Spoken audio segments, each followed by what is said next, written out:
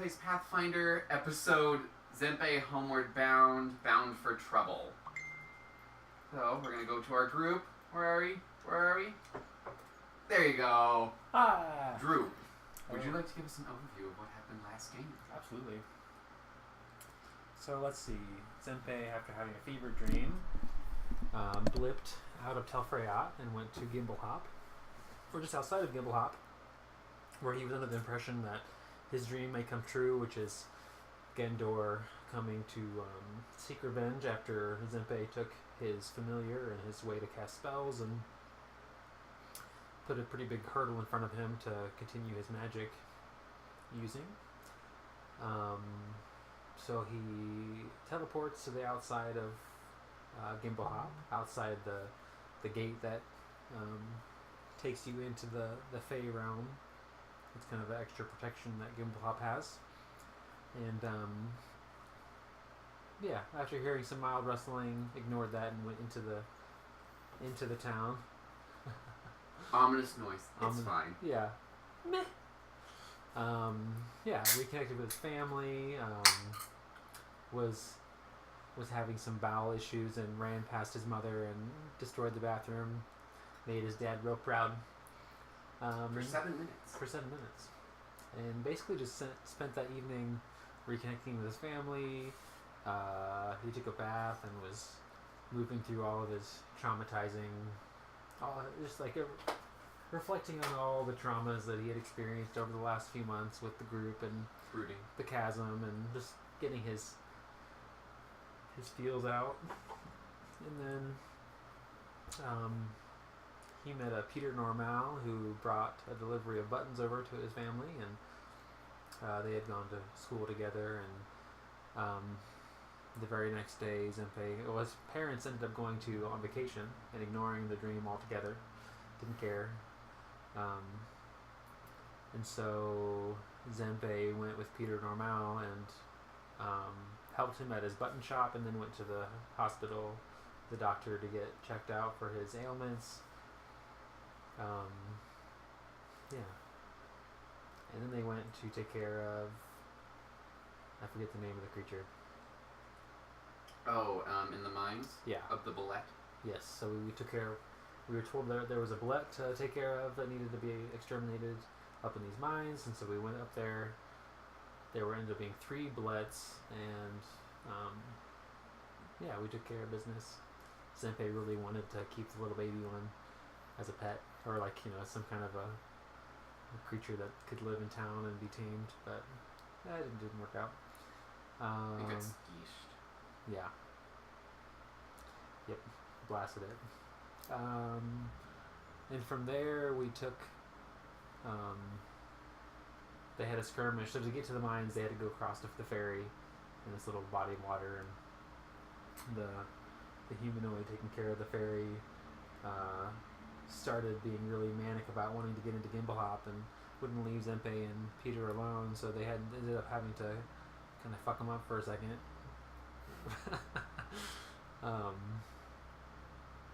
And they ended up getting back to Gimblehop, and I believe where we left off was we were standing outside the gate figuring out whether or not we were going to go to meet the Centaurs or go back into town. Correct me if I'm wrong. I think that's about where we were. Okay. So you're currently standing out there with Peter. Like, wow, I don't know, that was make a lot of buttons out of that armor there. Yeah, well, it's a good thing that we collected all of it. Yeah. Yeah.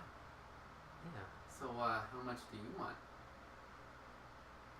I'll keep a scale. You can have the rest. I think I have 6. Oh, that's too much. I'll just take 1. They're big, they're huge. Okay. I can make a lot of buttons. Okay. Bullet buttons. It's yours. Well, buttons. There's gotta be another term for it. He takes one of them and throws them into his backpack and just... So, now what? I can't think of what's the lady's name. The mayor.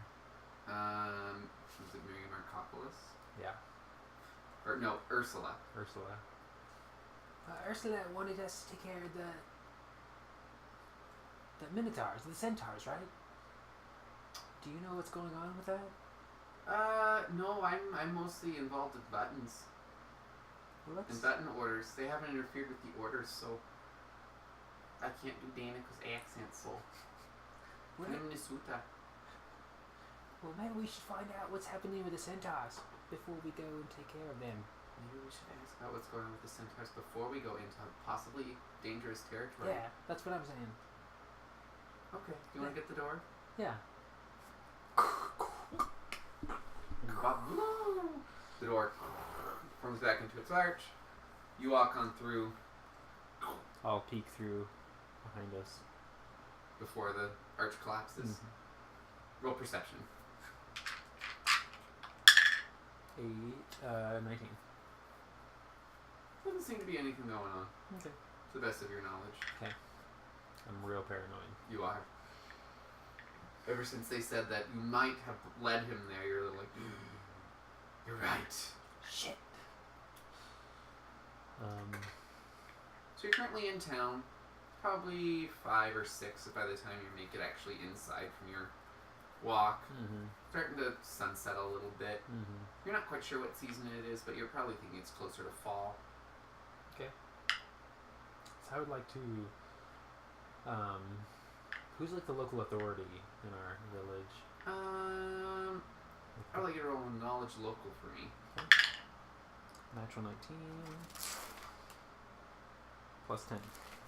Last you remembered, Ursula worked very closely with a local militia officer. You really didn't have much for need for any type of military force, but it would really be Ursula or Godfunk. Godfunk? Godfunk. Sorry, Goodfunk. Goodfunk. Hey Peter, do you know what Goodfunk is? Where's his office? Office? Mushroom? His house? See the blue one? The blue shroom. Next to the green one. Yes, that one. Alright. I would bring him some type of gift. Mostly food. I do have all those sun cakes. But I should probably go check on the button shop. Okay. If you need me, let me know. But I'm gonna go see a doctor and then I'll be at the button shop. Okay. Okay. Alright. Bye. I hope you're not traumatized. Nothing a little therapy won't help. Okay, see ya. Bye. Just whispering until you can't hear each other muttering because you have to have the last word. You know, standing alone in the square, you see little mushroom gardens. Kind of the fog that comes with being inside of the demi-plane, being able to see outward. Mm-hmm. Kind of the shimmer that goes around. So nothing's quite as stable as you would expect. It's almost like being in an underwater bubble. You can kind of make out the loose shapes, but you can't make out everything perfect with the distortions. Okay. You see some fireflies are starting to go around and start buzzing about. It's a very natural place. Mm-hmm. Is there like a pastry shop or anything I could stop by? You remember a pastry shop a few years ago that there was, but you're not sure if they're open at this time. Pastry shops tend to be open early and end a little early, so you're not confident that there's any that are still functional. Okay. I'll just go to the militias. To the Funk's? Godfunk's house. Yes. Yes. Alright. So you go on your way to Godfunk's house. You're watching as the road kind of gets nicer as you're moving towards this area of town. It's not as much gravel as it is larger pieces of rock that have been flattened out. And you realize that it's starting to transition to a nice cobblestone.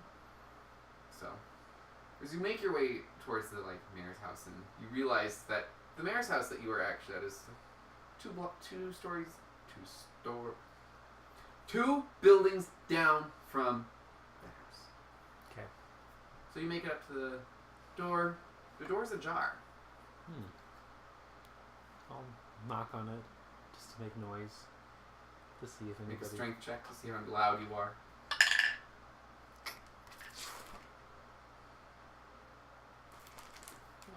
Wait. That was a 5. Plus 1. 6.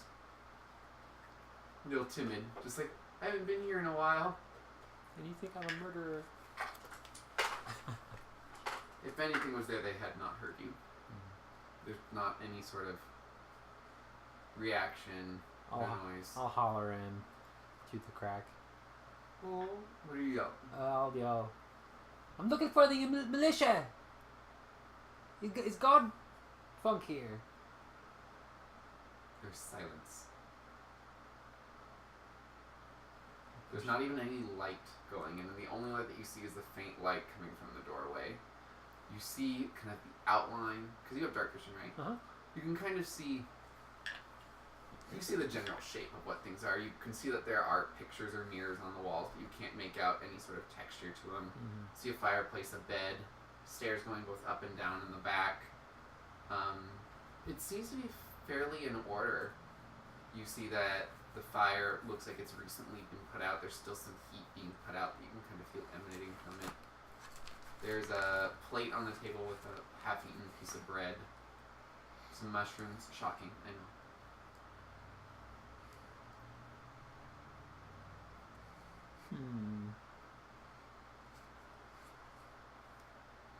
Probably don't want to do a sonic scream, huh?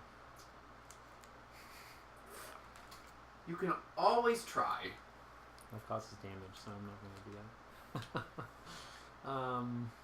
I'll knock again and just really try to yell, God Funk!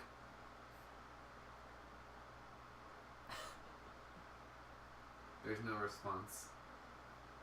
It's dead quiet.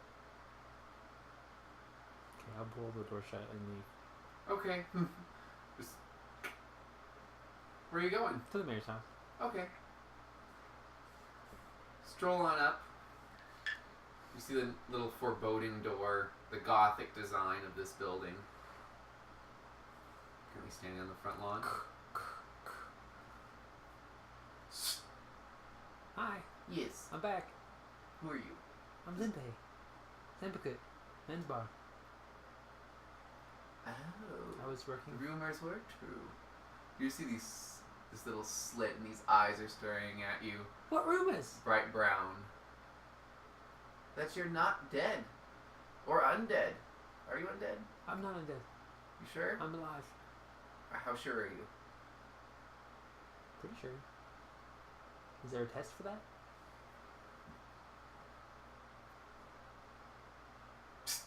Some water splashes on your face. Did that hurt? No. You're not sizzling? You're not undead. You might be dead though. Okay. The slit shuts and you hear muttering behind the door.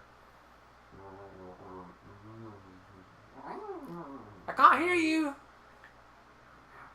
It gets quieter. The door opens and you see Ursula. Kind of taller than she was before somehow and just kind of towering over you. Zenpei! You've returned. Hello. The bullets are taken care of. Oh, All 3 of them. 3. They had a baby. Well, okay. And I'm sorry to ask, but do you have proof of this? I'll get out my shield, or all the little, sure, the 5 plates that I have left. All right, makes sense. Mm-hmm. Took care of that. I have a little. I'm a little shocked, Zenpai. I have to be honest that you managed to survive that. Yeah. No offense, but I got some tricks up my sleeve these days. I got some muscle, some magic muscle. magic muscle, Just spells. like magic missile. I can do that. Okay. Well, it's halfway there. So what about the centaurs? Truly, we just need them to stop bothering us and stop disrupting trade routes. So any way that you manage to get that done is great. Can you give me any more information about them? Are they dangerous? Are they violent? They can be. They bleed. But only for a short time, then they stop. Is this like a whole clan of centaurs? I'm not quite sure. There's been at least 14 of them, 14 sightings that we've seen. Fortunately, to most people, all centaurs look the same. So... That's racist. It is. It's very much racist.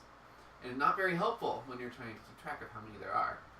So, there might just be one. There might be more. And you take care of that any way you see fit.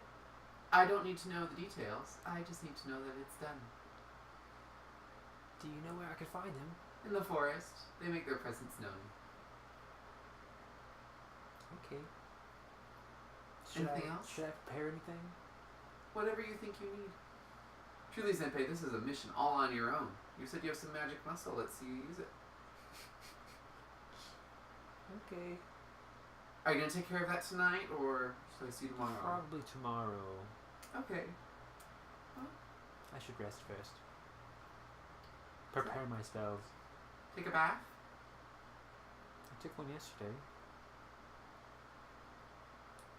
We are gnome folk. You look at her skin and you see it's just clean, almost shining. Or what? Goodbye. The butler opens the door. Next time take a bath before you see her. It'll be better, okay? Okay. Thank you. Right. Assuming you're headed back to your parents' place. Anything you want to do before you make it there? Alright. You make it up to your parents' place. You climb up the tree, go through the door that's up there. See, it's pretty undisturbed. Mm-hmm. There's a couple knocked over objects near the window, but you think that it's probably a bird that knocked them over, but you're not 100% sure. Okay. I'll check the whole house. Sure, roll perception. Natural 18, 28, or 29. There's just a few things knocked over. You see that there's some feathers and bird crap that's on the windowsill, so you can reasonably assume that it's either a bird or someone trying really hard to pretend they're a bird. Okay. I'm gonna stash those 17 buttons of some cakes Alright. into my dad's secret stash. Okay. Put it in there. They're a little bigger, so you have to kind of jam it shut, but it's shut. You now have 17 less buttons. I'll just smile to myself, thinking about when my dad finds those. Alright. Anything else you'd like to do with your evening besides give your dad broken teeth when he tries to eat his buttons? Well, hopefully he'll recognize what they are and appreciate the joke. No. Alright.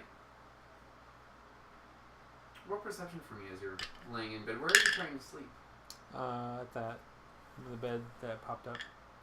The, lifting, plopping to place table? Yeah. Okay. And what'd you get? 14 plus 11. So 25? Mm-hmm. You hear kind of the rustling of trees around you. You think it's the wind. Kind of a nice, easy, cool night. Probably around 63, 64 degrees outside. You kind of see the stars off in the distance. Mm-hmm. Warbly as usual, and you remember why you would always go out of town to the rocks so you could see the stars in space in their true glory. You slowly doze off to sleep and you wake up the next morning feeling refreshed. So refreshed. As you started to heal up. Did you have any damage from the last fight? I did. Well, no, I still have been carrying that from my mom's bitch slap, but that's gone. That would have been gone already, I think. Yeah, it's gone. I think one per power, I think. I was invisible, so that they didn't hit me at all. Okay.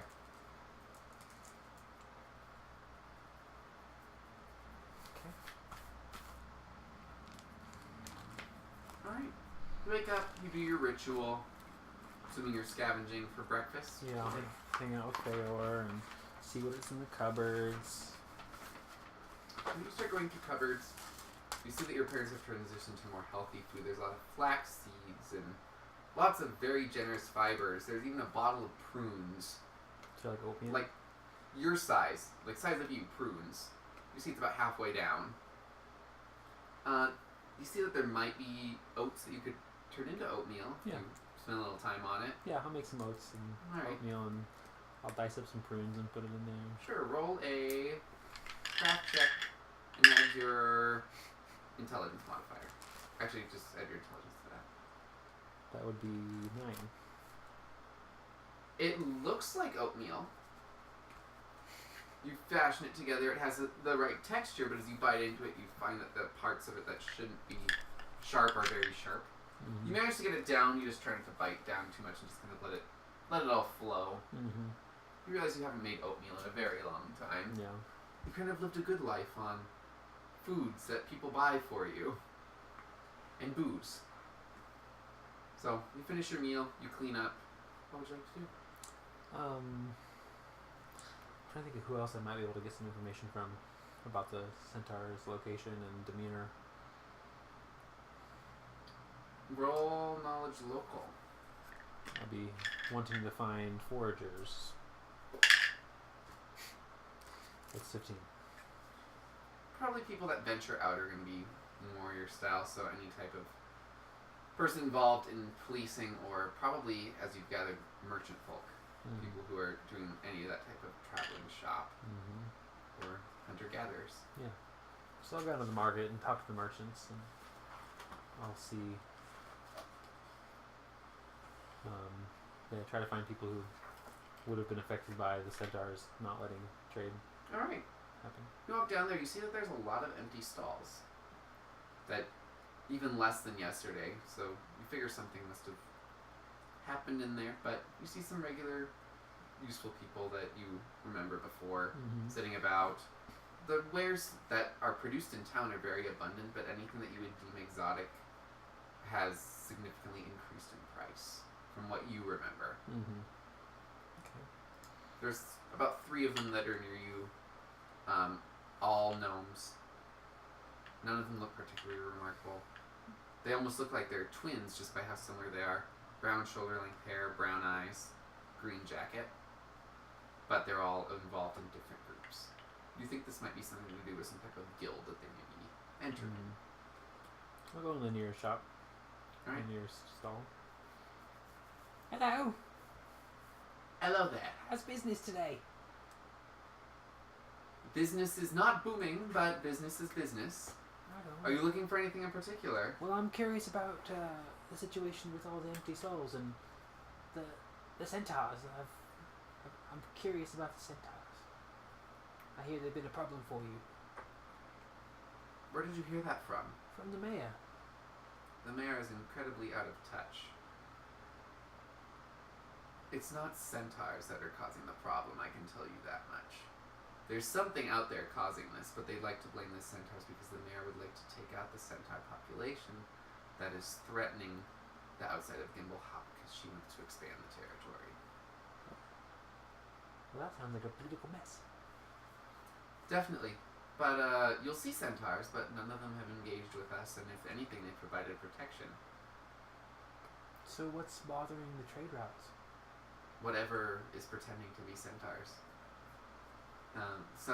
All we see is a flash of darkness, and they're being ripped off and shredded in the trees we go over. We find clothes, remnants, sometimes nothing but clothes. Oh. That sounds scary. It's not pleasant. Is there anyone else trying to rid the trade routes of People this have- problem? People have tried to do that at the mayor's behest, but we're running very low on heroes as they all keep dying. Anyone still alive? You. But besides me. Do you want aid? Unfortunately, I think most people are tied up at the moment. I'm assuming that's why the mayor asked you for your help. A lot of who we have are either out guarding trade caravans or are dead. Oh. Well, that's pleasant. Well, Gimblehop is declining. We don't have nearly as much economic growth as we need to, and that limits our ability to grow agriculture, and that reduces our population growth. And with Gendor getting involved and his mass trance that he placed on people, people left in droves. Do you know where he is? Gendor? Yeah. No, I haven't the foggiest. If I did, I wouldn't be Staying here, I'd be collecting a reward from somewhere. Everyone dislikes him. Alright. So where was the last report of losing any merchants or trade routes or... We started sending them out infrequently. We're trying to send them out in groups, thinking that safety in numbers. That works most of the time. We lost one caravan from, I think it was an apothecary that just went out about a week and a half ago. I'm not quite sure where they were headed, but I'm sure if you were willing to ask them, they could probably tell you. See that stall over there? The bright yellow one? Ugly, awful one? That's it. Okay. Well, thanks for your time. You're welcome. I'll throw him a sun cake.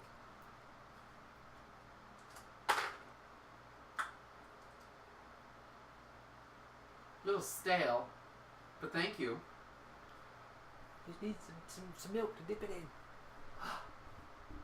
You have good tricks. Alright. I'll walk into the stall. The big ugly one. Hmm? The big ugly stall. Excuse me. Yes. Hello. There's this woman just staring at you with the kind of dead eyes. Looks like she hasn't slept, so it's just an intensity of like the force of will of trying to stay awake is what keeps her eyes so wide. Are you alright? I'm fine. How can I help you? You're lying. I'm tired. I'm sorry to hear that. It's okay. I heard you had a run-in with whatever's afflicting Oh, I your tra- didn't. It was my replacement. Do you know how long I've been here? 2 weeks. I sleep at the stall. I live at the stall. I eat at the stall. I'm unhappy. Do you have any information about what happened to... They were coming from, I think it was east of here in Lavea. Unfortunately, I don't know what the town was because I don't keep track of the trade routes, but I know that it was following the southern river coming off of the lake. But, if you could find them, that would be great, because I'm going to close up shop, and it's going to be with me or without me. Okay, take care of yourself. So you're just going to shed a tear. Here's the sun cake. Thanks! It's gonna be okay. It's moistened with my tears. It's gonna be alright. You see her just going to shut the curtains. Okay. You know, there's a lot of stress that's going on in this town, but they always try and, in typical gnome fashion, force it down and keep the jovial attitude up above, and you realize that tensions are wearing thin in this place more than you would occasionally remember. Mm-hmm. And you think that may have something to do with the reason that your parents left so abruptly, even with your return. Okay.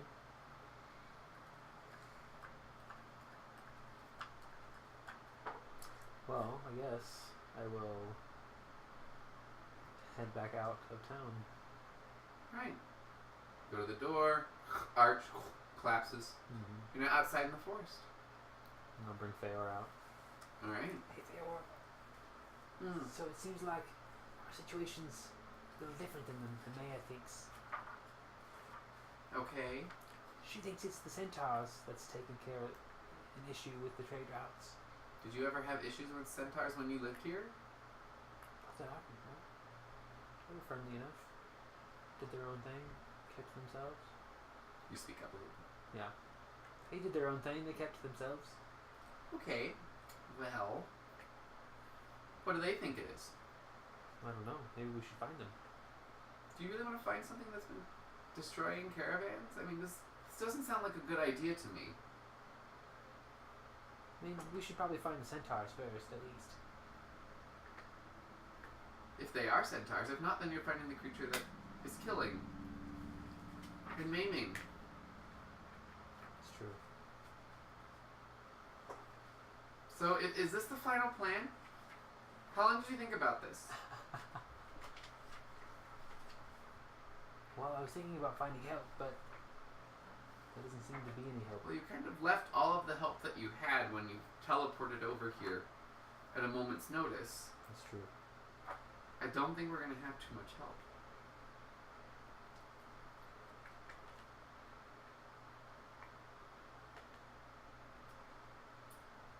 So, we're gonna go back to Telfreyot, right? No? No? Okay. What do you want to do? Well, we should probably help them with this creature, whatever it is. You don't want to? No, it's fine. I'm just a little... I like my innards staying on the inside. Right. I'm with you. Look for the... There's wrestling over there. There's no wrestling off in that direction, but... No. So Fair's being facetious? Yeah. Fair's being a little bitchy Yeah. at the threat of impending death. Excellent. As Feor is known to be. Yeah. She's been in some tricky situations.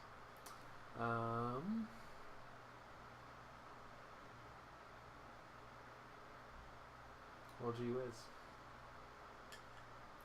I'm gonna roll for stealth. Get into stealth mode. Okay. Natural 20. Fuck yeah. It's almost like you cast invisibility on yourself. You just fade. And you're like, I am one with the trees. Haha, I'm in my element. Yeah. Now what? Are you just going to walk into the forest? Does that include Feor in that natural? If Feor is out, no. Okay. Then I'm gonna have her do Vanish.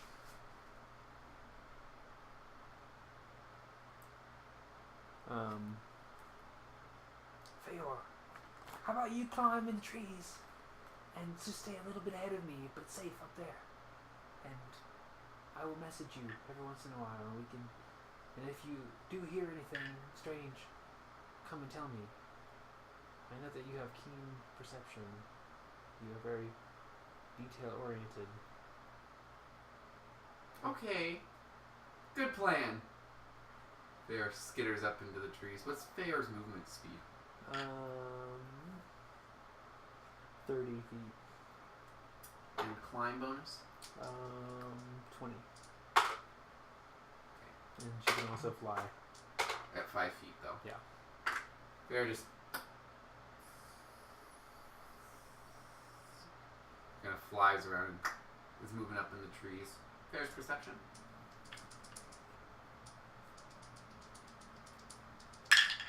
17. And Feor's stealth bonus. Never. Which means that Feor is now moving at half speed, which means 2.5 feet per second on flight. She couldn't be like on the branches moving. She can in what's connected, but if it won't hold the weight, she has to use flight to get there. Okay. Makes sense? Mhm. And what's your stealth bonus? Where was that? Would that be at? Stealth. So why don't you roll for how stealthy she's being? Well, there's like a plus 19. I guess I never really figured this all out. Sorry, because I haven't really used her too much. So where we have these numbers back here. Yeah, that's the bonus. Yes, I think so. That's what carried over from the pipe fox itself. Okay, so then the plus 5 also would be added to that roll of 17 in her perception. Okay, perfect. Okay. So plus 19, why don't you roll So for 20. Feor's stealth? Okay. That would be a 26. Feor's fluttering off, and you just kind of see his Feor just... The natural smoky quality of a pipe fox is just heightened when Feor tries to stealth, and you see it just kind of turn to kind of a haze, a gentle flame or gentle smoke that billows behind. Mm-hmm. She kind of escapes, and there's just a thin wisp that links her to your pipe. Okay. And I will just follow that faint All right. motion. Keeping up, stealthing, going behind. And I'll message Feor so I can be really quiet about it and say that we're gonna head towards the South River and the lake. Okay. So you know there's two rivers in the south. There's one that reaches the ocean, and that one that reaches another lake, and then that is the end of the Gimblehop borders. Unfortunately, you don't know which river that is the south river that was being talked about. So Feor's like, which one do we going to. Don't the one that goes to the lake. Okay. So you kind of just follow the river and starting to move along it. Roll perception. 21. There's small rustling, but it's past Feor that Feor can't see this. But as you're walking by, you see in the bushes. It's very dark in this underbrush. It's kind of a thicker forest as you're starting to move towards the lake. Mm-hmm. How far off would you say? 15 feet to your right. Okay. So I'm still hidden, obviously. Right. You think you're hidden?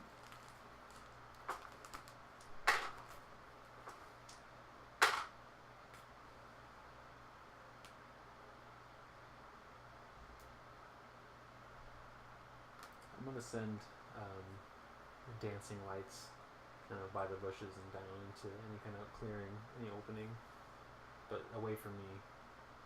Okay, so just... Yeah. I think I should draw a map. How about you entertain the guests while I draw you a map? Okay. You're not entertaining. I don't know what to say. Tell them about Zempe. Let's see. So Zempe is this mischievous, gnomely creature that likes to play tricks on people and,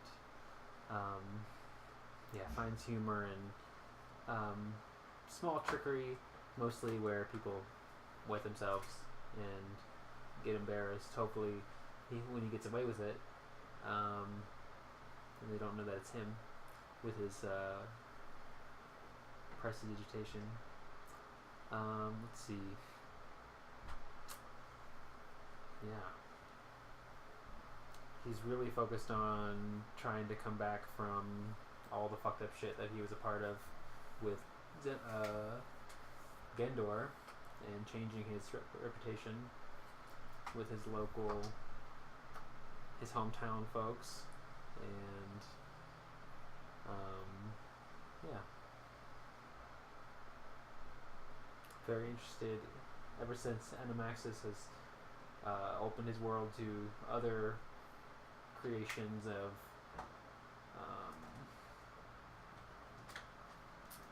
planular existences in other worlds.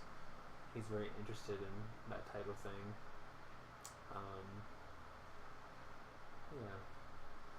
So that's kind of on his radar, being able to access other dimensions and other planes of existence.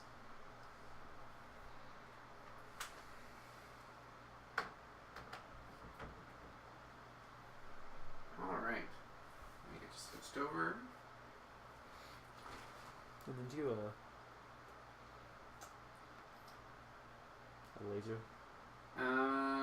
Laser. So, river, path, trees, and brush. I have no idea what happened to all the lasers. Here's Danicka's laser. Thanks, Danicka. So, currently, the wrestling is kind of over in this area. Okay. There might also be some over here, but you're not 100% sure. It could just be the echoes of the forest. So I'll send my dancing lights, start it here, and then have it come around and go this way. Okay, how fast can they move per round? Let me look it up.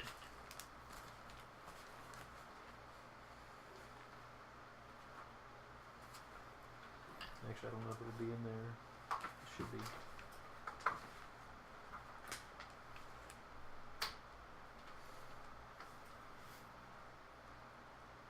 Yeah, pretty quick. 100 feet per round.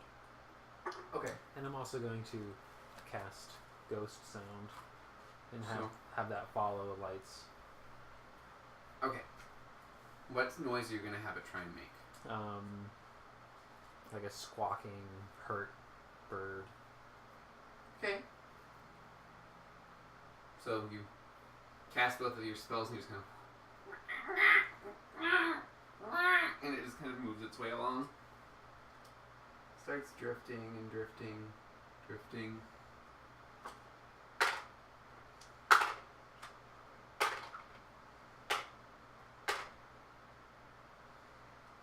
There's no reaction. Your lights just kind of keep traveling along. What are you going to do with them as they reach the end? Just kind of let them go, have them go back and forth. Just kind of a scoop neck. Little figure eight, yeah. Alright. They're working their way back. Not all the way to you. Where are you stopping? At the river? Yeah, I'll just kind of put it next to the river as if something's going there to drink or something. Okay. Still squawking? Mm-hmm. Alright.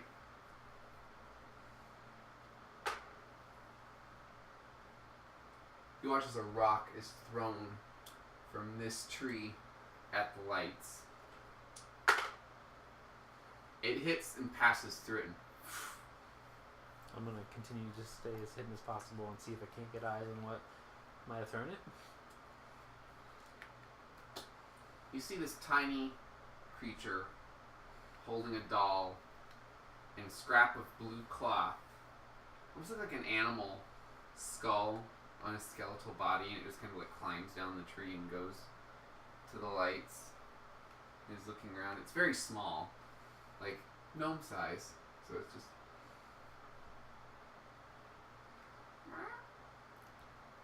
Would I recognize this creature? Roll knowledge nature. 16 plus 10, 26. It's obviously an undead, but it's not something that you've necessarily been familiar with. It seems to be about the size of a child, but you're not sure much beyond that. Does it seem to be alone? You're the only one that you've seen, but you're not sure about the habits of these particular creatures. Okay. I'm going to just watch it and follow it and stay as hidden as possible. Okay. You're not really needing to follow it because it's just trying to get the ghost sounds and the light. It's kind of like biting at it. I'll dispel it. It kind of jumps back.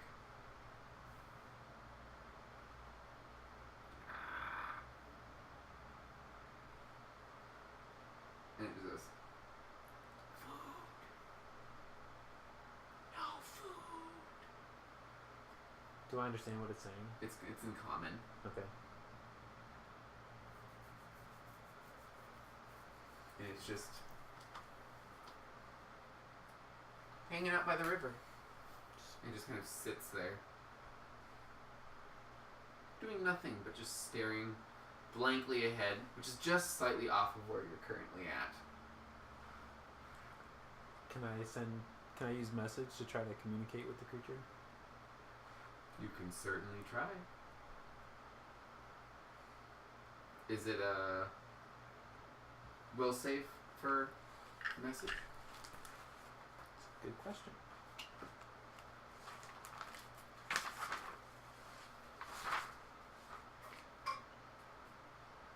Nope. No save. No save? Yep. Okay. So I will send the message. Alright, as you start the spell, you hear the sound of many voices crying, adults and children. Just sobbing, some uncontrollably, some just whimpering. But this cacophony of sadness, you just feel is enveloping this creature. And the moment that you make that connection, you're like,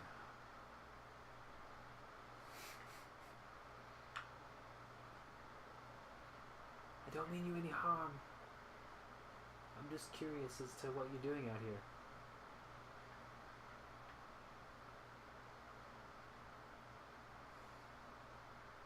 just kind of looks around, doesn't respond, kind of grips its doll closer. What are you? Who's talking to me? don't want to reveal myself until I know it's safe. I revealed myself.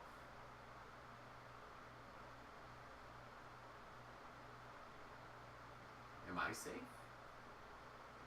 Are you evil? Maybe. Do you hurt things? Just kind of like shrugs. Maybe. I like to play. Do you know anything about merchants being attacked in these parts? No, but they have toys. Do you like toys? Mm-hmm. You see them just kind of sit, pull their clothes tighter around their form, and you realize that there's no anything besides bones underneath here. Like, you can see the outline of the skeleton and those little gusts of wind coming off of the cool river. Are you alone? No. I have my doll. And all my friends. Who are your friends? You don't hear them.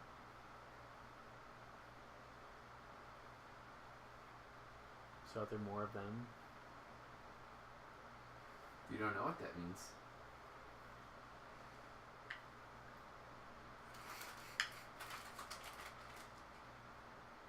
Creepy.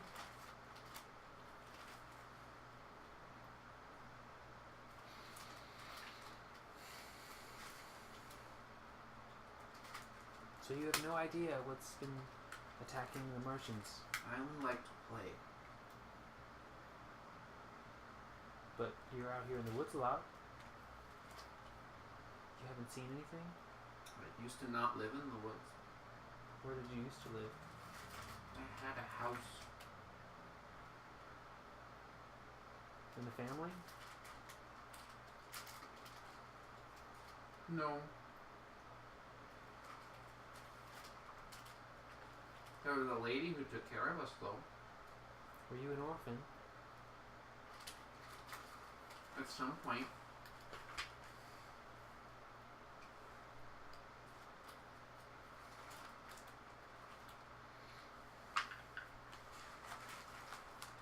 Then it burned down. The orphanage? The lady fell asleep and didn't put out the fire. And it crept up her dress. I'm gonna summon a monster. Still do my best to not be seen. And I'm just gonna summon the dog to disappear right here, and then walk over to the river and start drinking from the river, just to see how it responds.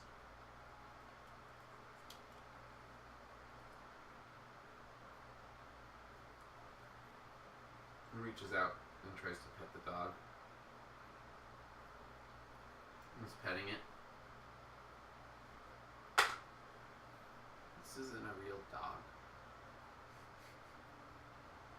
Dogs don't just appear out of nothing. You're right. He's cool though, isn't he? Why don't you talk to me in person instead of doing this? This isn't nice. You're just teasing me.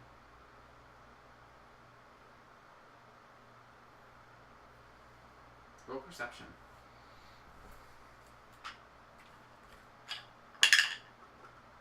26.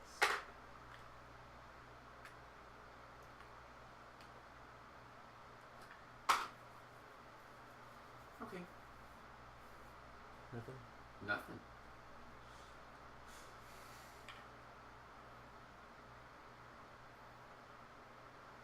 There's just silence.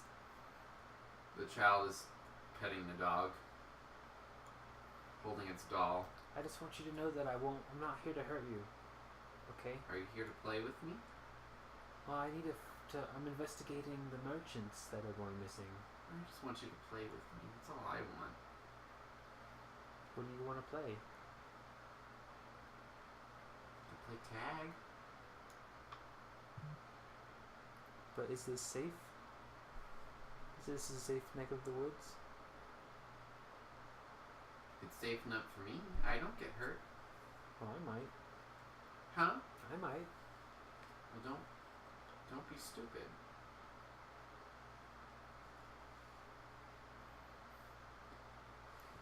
The child, you can tell, is getting annoyed of just like having to talk to this nameless force. Okay, I'll make myself known and just be on the other side of the river. Right over So here. you're appearing over there, and then you're gonna start walking over. Yeah. All right. You're walking your way over. Forgot to add your dog.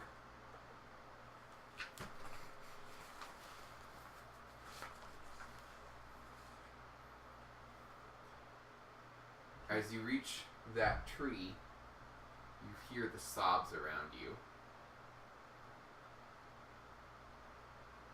Roll perception.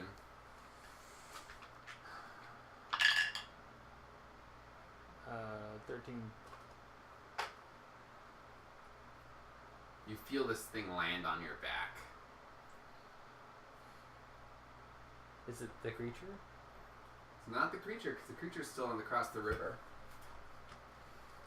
You don't know what's on your back, but it goes on, and you feel this claw start to try and dig into your body. What's your AC? Your touch AC. 17. Alright. Make a will save. Uh-oh. Plus 9, 13. You feel your voice leave your body, and you cannot speak for 1 hour. So then just roll initiative. Okay. Ruh-roh. Rutro. Rutro Raggy. It rolled a natural 20 on its stealth. I need a pen. There's one. You got a 1? Okay. So Zenfei's at the bottom. And now I find out how many of these things are hanging out. I'm assuming Feor is still up in the trees. I'm assuming Zenfei is not part of the battle at this point. Yeah. Correct. Alright. So, I would assume that whatever is across the river is the same kind of thing that's on my back. You don't know. You can't see it at this moment.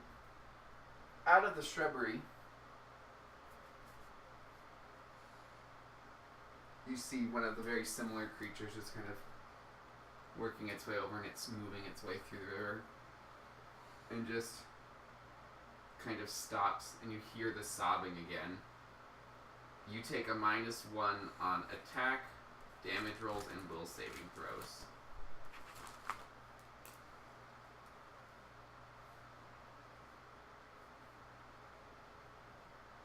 You hear this all around you, and as each one of them gets closer, you hear it getting louder and louder.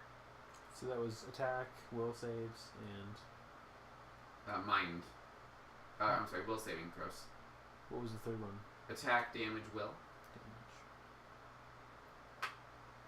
Okay. Alright.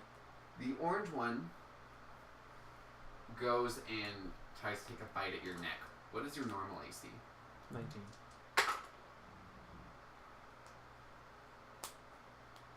You hear the snapping of teeth around your neck, and you're like, ah, kind of shaking it off, and it still holds on to you, but it's not able to get enough grip on your neck. You just move it out of the way each time that you feel the teeth kind of grazing your neck, and you realize that each of these have different skulls. The one that's on your back, you can kind of see almost a deer skull with the antlers broken off. Mm-hmm. And the one that's ahead of you is just kind of almost a dog skull. The one coming across the river might be some type of bird, but you're not quite sure. The green one, you see the dog that you summoned, takes a bite out of it. And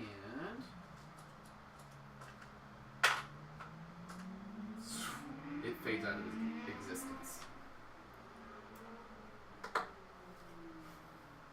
Senpai, it's your turn.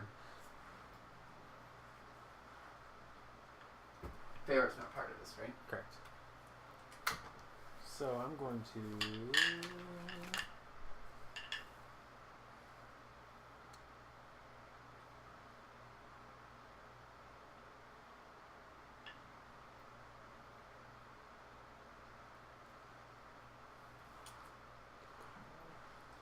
I will tell you that you are not grappled by the thing on your back because it did not make the action, so it's not hanging on very well because it's using its opportunities to attack as opposed to stay on.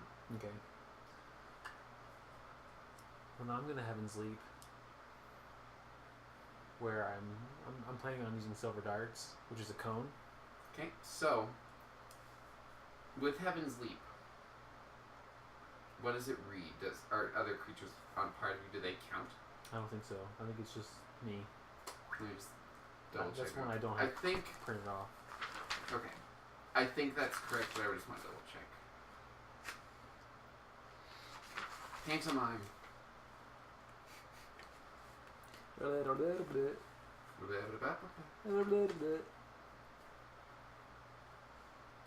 Creepy little necrotic creatures in the woods.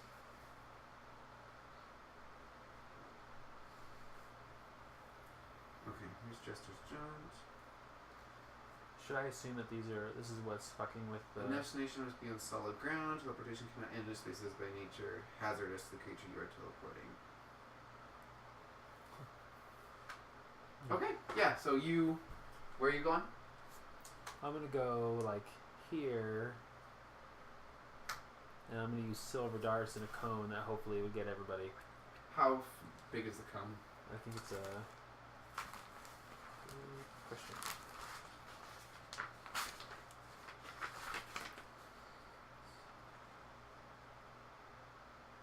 I guess it's only a 15-foot radius.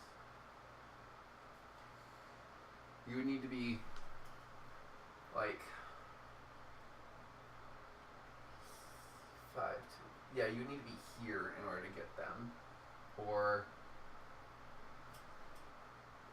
Yeah, you need to be within range of one of them to hit you. And also, as Silver Darts, do you require a vocal component?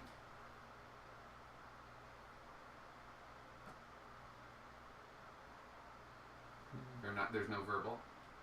Oh, yeah, V. Yeah. Yep. So you can't cast that because your voice is gone. Everything has a V. Well, that's fucked up. Let's see if I can find some dramatic, royalty-free music while you think of what you're going to do. Yeah, all my spells have vocal components.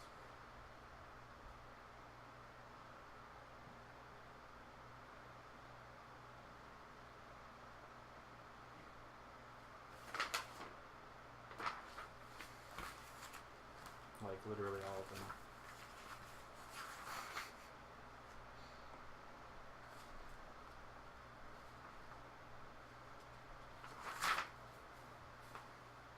So, what do you want to do?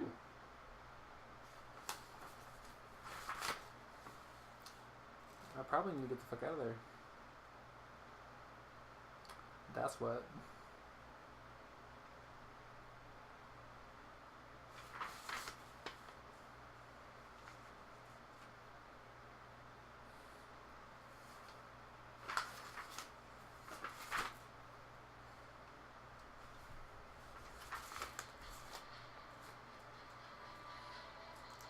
Is it a vocal component to use a scroll? You need to be able to read the scroll.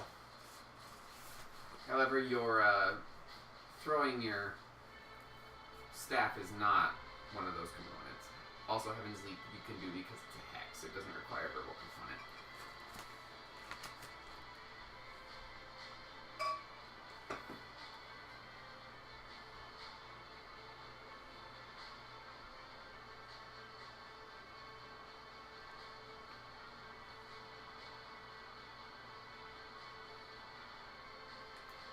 Okay.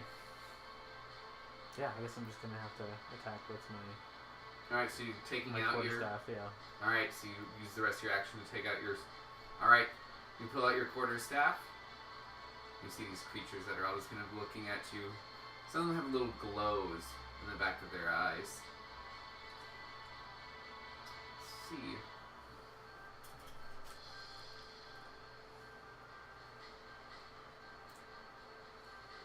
Doesn't quite make it to you, but you feel the sobs around you. It doesn't make any of the effects worse, but they're still present.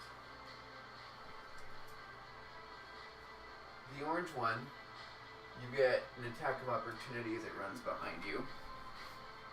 Okay. Roll to hit. 17. Total.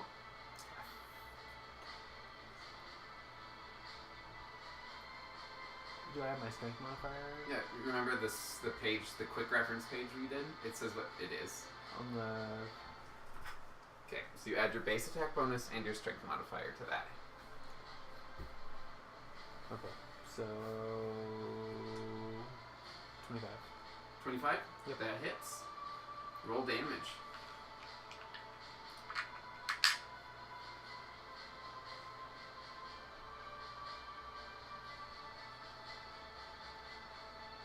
I'm sorry that I'm totally out of it with how the staff works again. I know it's all written down here, but... Yeah, damage. So there's two different... That's for critical. So 1d6 plus 1 plus 2 plus 1d6. Except for you didn't have the command word to activate. The frost. Yes, so you get the Just the one. 1d6 plus all of the other bonuses. Okay. Roll the 1. 4 points. Alright. Whap! You take your staff and you whap it. And you're just like, okay! You try and yell for help, but it just never leaves your lungs. Creature makes an attack against you. What is your AC? 19. It does not manage to hit you and just starts snapping around at your ankles. The green one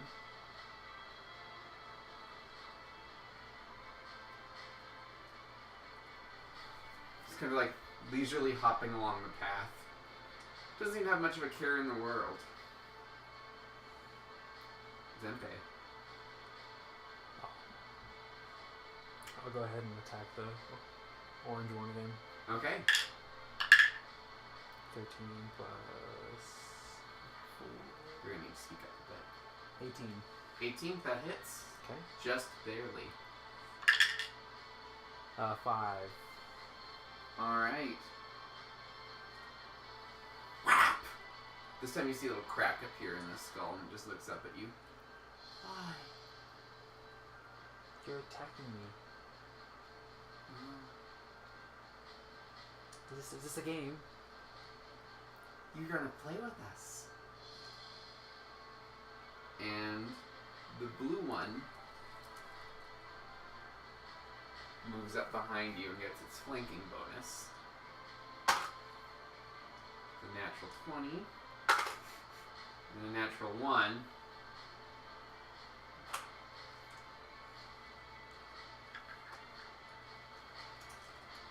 It does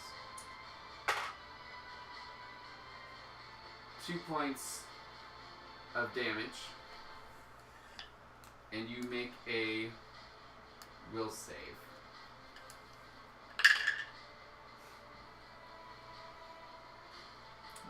14, no, 13. No, 13? Yeah. You are now fatigued. Okay. Fatigue means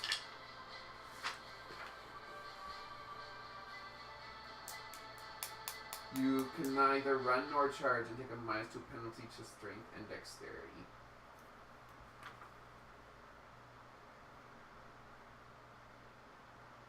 This is strength. And dexterity. Okay. The orange one, you hear in your voice, "This is fun, we should stay and play."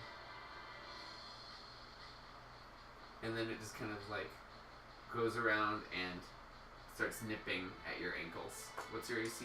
19. Even with your -2 penalty? I guess I don't know how that would affect my AC. Dexterity is your AC, part of your AC. Yep, totally. So that's going to be 18? just 17. 18, right? Because it's -2 to the total, not to your modifier. So that's -1. Okay. Right? Yep. It kind of falls on the ground and it slips off to the side, unable to bite you. Seems like it's not used to actually walking in this muddy area that you've kind of walked into near the edge of the river. It seems to stay more on the grass. It's now the green one's turn. It's just doing it, skipping along, holding its doll in its hand. Zempe.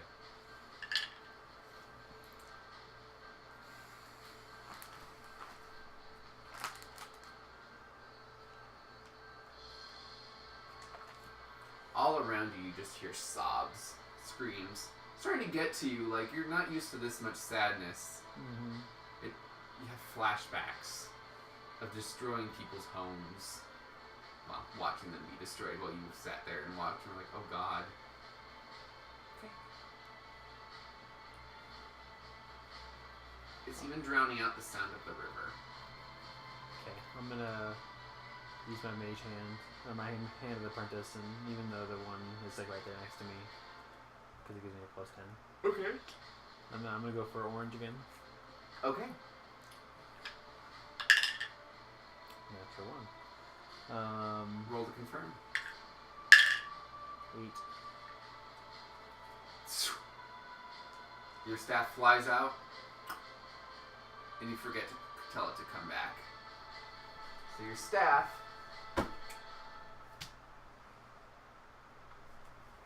is right there. What did I do for your move action? Go pick it up. Go towards my staff. Alright, they get attacks of opportunity against you. Yeah, probably. Okay. Gonna have to be alright. What's your AC again? 18 at the moment. Neither of them do hit you. You make it over to your staff, but you can pick it up next turn. We're going to pretend that you're where you're supposed to be. I'm just going to shift everyone over for the purposes. Alright. Blue. Do you have combat reflexes? Yes. You get 2 attacks of opportunity at this blue creature. Okay. As it's telling you, stay in play, stay in play, stay in play. So you can punch it non-lethally if you want. Could I? Well, I guess I can't get anything out, can I? Mm-mm. Okay. Do you want to punch it? It does non-lethal damage, or you can choose not to. Should probably do something. Your attack of opportunity is basically to punch it. Would you like to punch it? Yeah. Alright. Roll the punch. Natural 19. Okay. You only critical on a 20, so now roll a d4 minus 1. I think that's what it is for you. 1. Okay. You take 1 point of non-lethal damage. Roll again for your second attack. 10. Total. What is it with punching? Strength and base attack. That would be 14. Right, that does not hit. So first one, you're like, uppercut. Second one, you're just too vigorous at this, and you're like, I don't have my voice. I don't know what I'm doing. I'm a little overwhelmed at everything that's going on right now. Oh shit! You feel the tears in the back of your eyes, like, Mom! The blue one makes an attack at you. And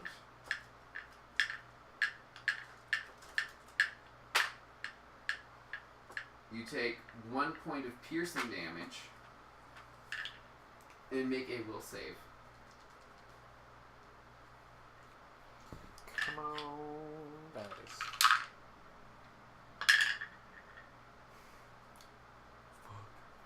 13. You are now exhausted. Which means you move at half speed, cannot run or charge, take a -6 penalty to strength and dexterity. Yikes.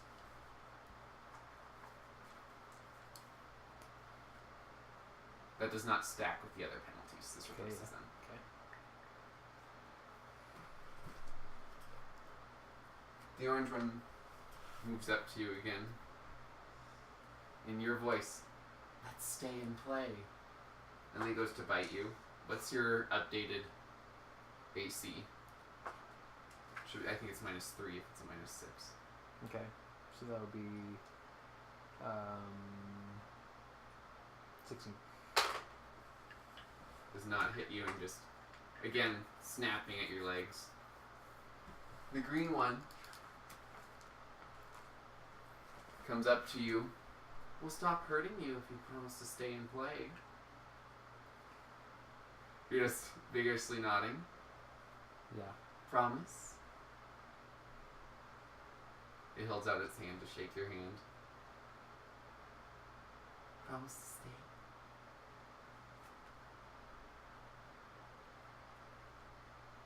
It just continues to wave its hand at you. I wanted to fix my voice. Oh, it knows.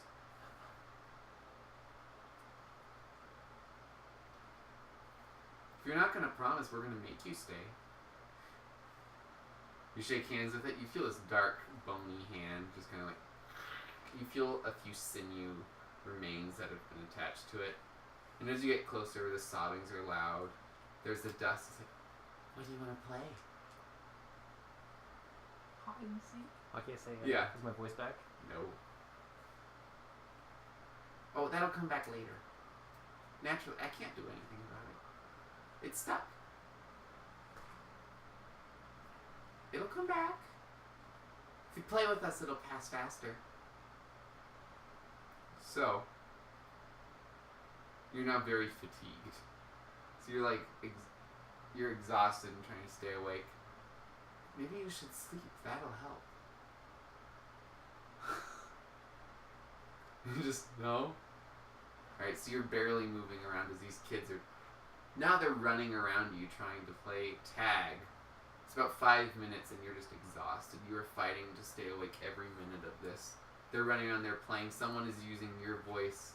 So like, listen to me. I'm the tall one with the funny hat. And it's just running around. And they're yelling it in all of the languages that you know. It's the same repetition of that phrase.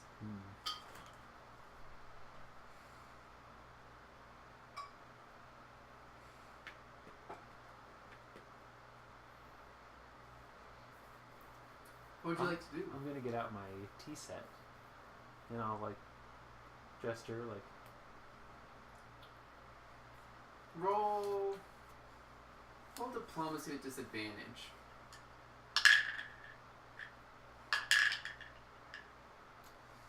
nope. 4 plus 4. 8.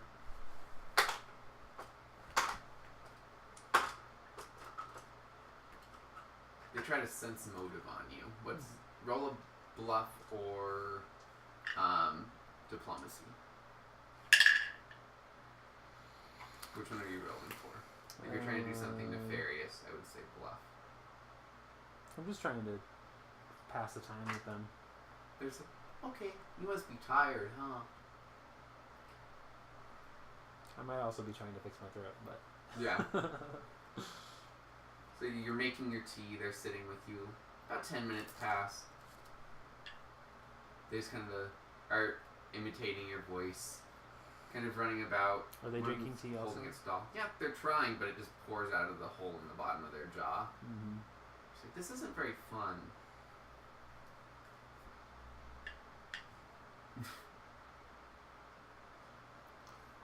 I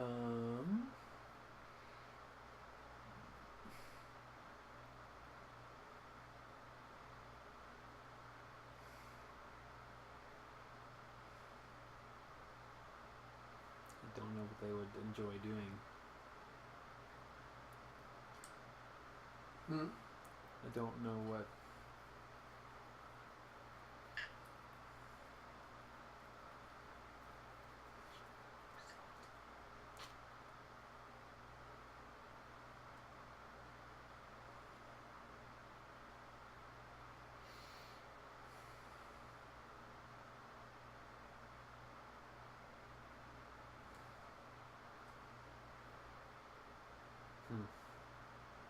guess I'm just gonna hang out with him.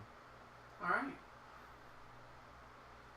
So you're sitting there hanging out with them, and after about an hour, your voice returns, and you feel still exhausted that they're sitting there.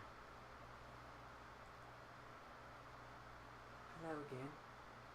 The one, when you were, hello. My voice is back. It is back. We have the same voice. Yeah, isn't that neat? It's great. Yeah. What do you guys want to play? One of them was like, can you fix my head? Let me try. I'll cast mend on his face. It sort of works. I'll just find a new skull. It pops it off and throws it in the water and just kind of... Do you have any skulls? I don't think so. I have some warg teeth. That's not the same. Unless they're attached to a warg skull.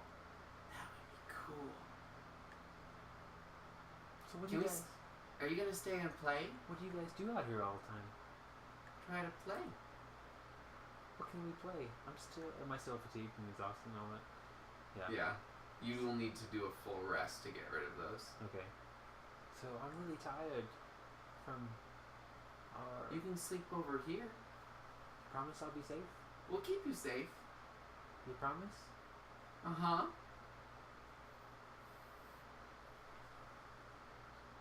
One of them goes, what does the handshaking mean? It means I don't know, grown-ups do it. They're like, I don't know, there. You can sleep. Okay. Are you choosing to go over there and fall asleep? What are you doing?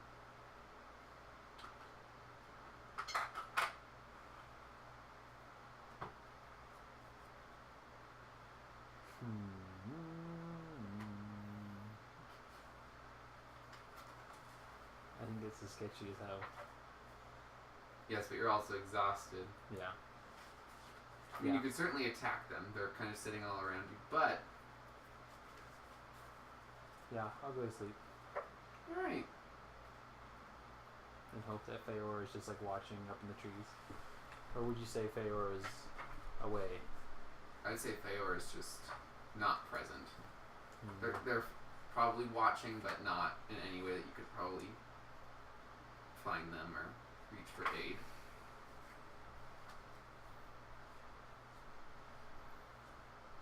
You wake up to someone shaking you. You're still you're now fatigued, but not exhausted. And one of them shaking you. There's something coming. What?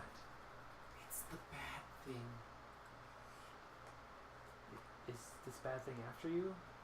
No, but it's after you. It doesn't like you. We have to hide. Where can we hide? You see them just kind of digging into the ground and just put a rock over the top, so the three of them disappear. Okay, I'm gonna Can you dig too? roll stealth. Alright. And if I don't feel stealthy... I mean, no matter what you roll, you think you're stealthy. Okay. I'm gonna cast Greater Invisibility. Alright, how long does that last? I believe... 8 rounds, right? I think so. So it's not... In all reality, it's very long at all. So 48 seconds. I'm not seeing it.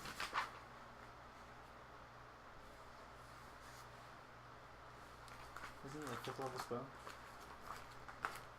I'm not sure. No. Greater invisibility, it is a Got it. 4th level. So yeah, 8 rounds. Okay. I will hold that action until I can see whatever come into view. Alright. But my stealth would have been a 13. Okay.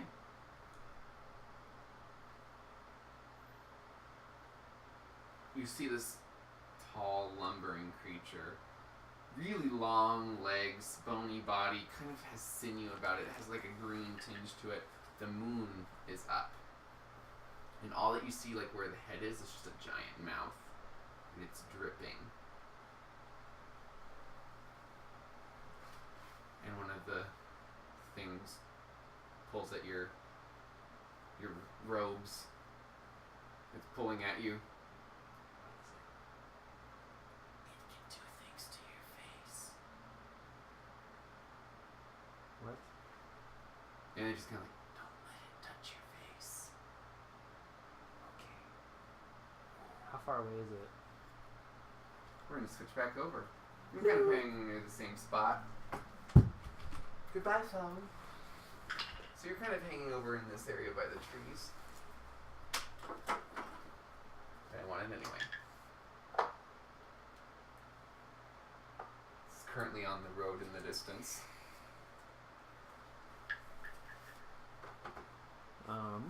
You can roll knowledge nature. That would be 21. This is also undead. But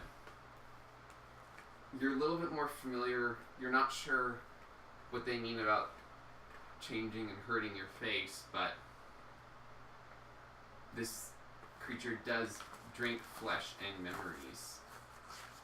And that's how it gets its face desires, but that's all that you know. You don't even know the name of this creature, you just know you've read about it.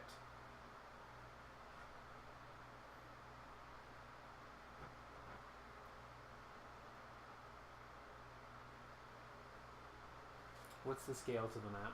5 or 10? 5.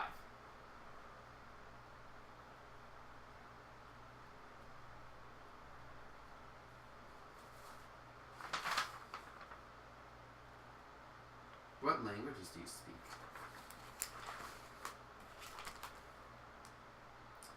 Common, gnome, sylvan, draconic, orc, goblin, giant. One more time? Sylvan, draconic, orc, goblin, giant, gnome, common. Okay. Is this thing a giant? Nope.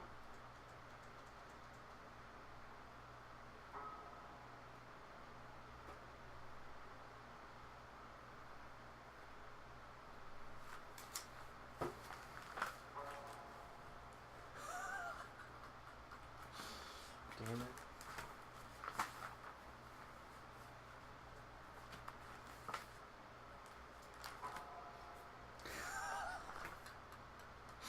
It's the best music ever.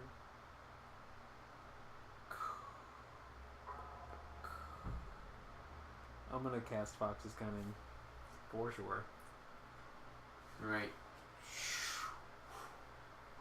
And I'm going to immediately cast.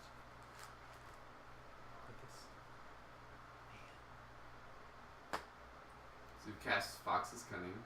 And out of character. What is the risk of setting the forest on fire?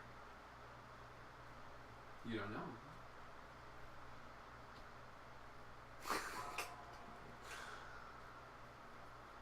But you've now cast Fox's Cunning. Yes. Okay.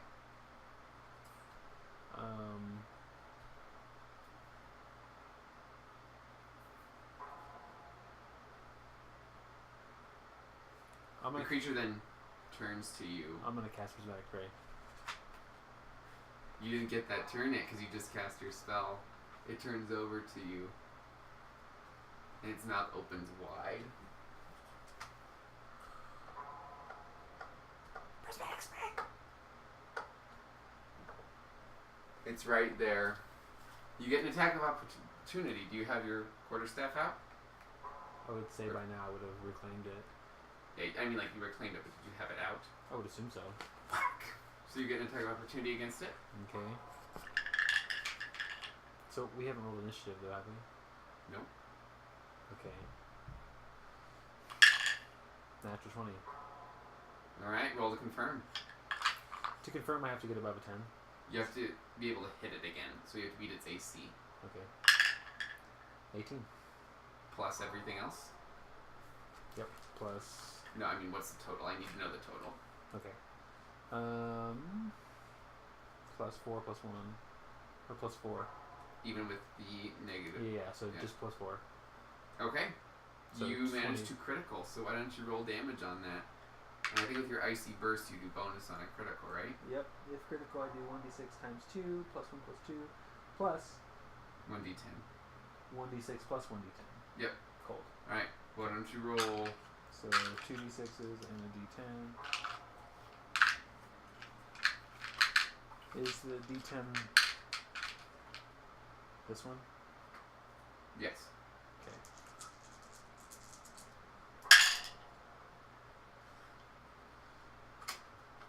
Oh, goodness. Okay, so 10, 13, 14, 15. Plus 3 cold. So 18 altogether. Alright. Not bad for a So what was the damage outside of cold? It was just 15 bludgeoning. And then Okay. 3 cold. you watch as they hit it with the cold and the ice just kind of falls off of it. It just kind of twists to you. I'd like to cast Prismatic Spray now. It's going to take a bite at you. What's your AC? It would be back to 18. How are we not rolling initiative yet?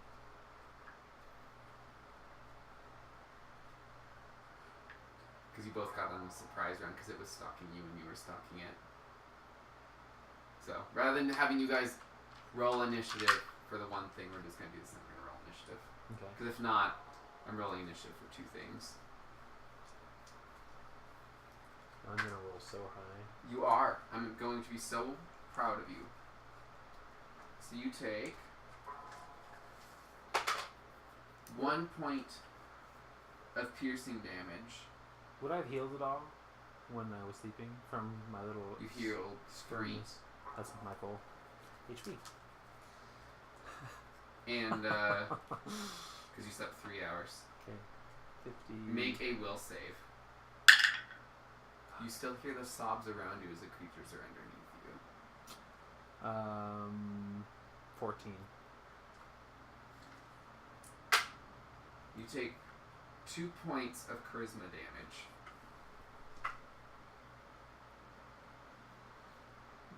50. Only 1 point of piercing, you said? Mm-hmm. Okay. Alright, roll initiative.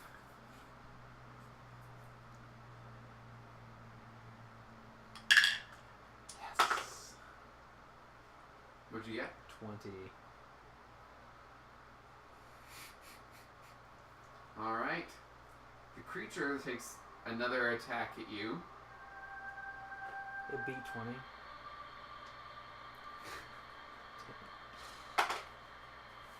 What's your AC? 18? Yes. Alright. It goes at you with its claws. First one hits, the second one misses. You take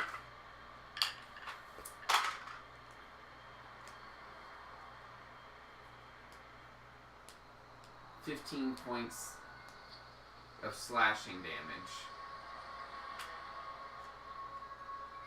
And make a fortitude save.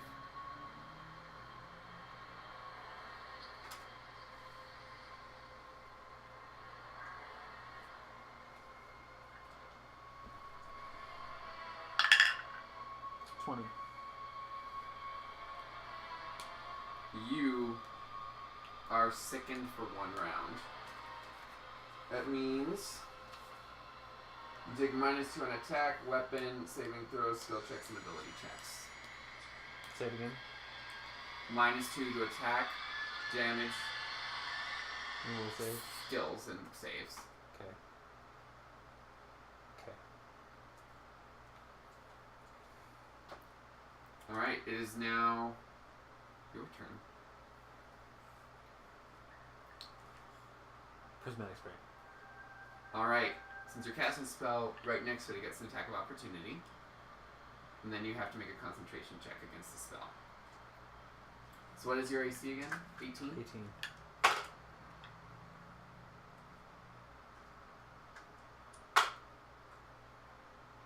You take 10 points of piercing damage. And make a will save.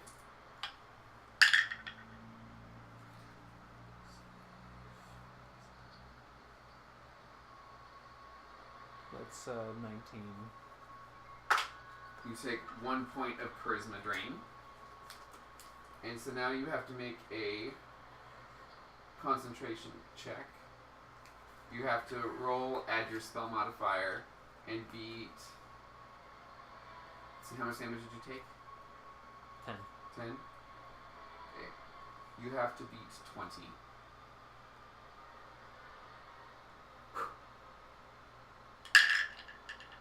$17 plus 10. Or All 7. right. Sorry, 17 plus 7. That's still 20. That still beats it. Alright. You get to cast your spell. So prismatic spray, you roll a d8, right? And that tells us how many affect it. Is that right? Yeah, it's going to tell what ray of it affects it. So roll a d8. 2? And doesn't it get 2 rays? 2 of them? If you roll an 8, it gets hit by 2 rays. Okay. So a 2, it takes 40 points of acid damage, reflex for half. So the reflex, what does it have to be for a reflex? Would that be the save spell? Yeah. That's going to be... That's 23. Does not beat it. So you watch as it is just covered in acid. And you watch as it drips away and it hisses. And it still stays standing at the end of the turn.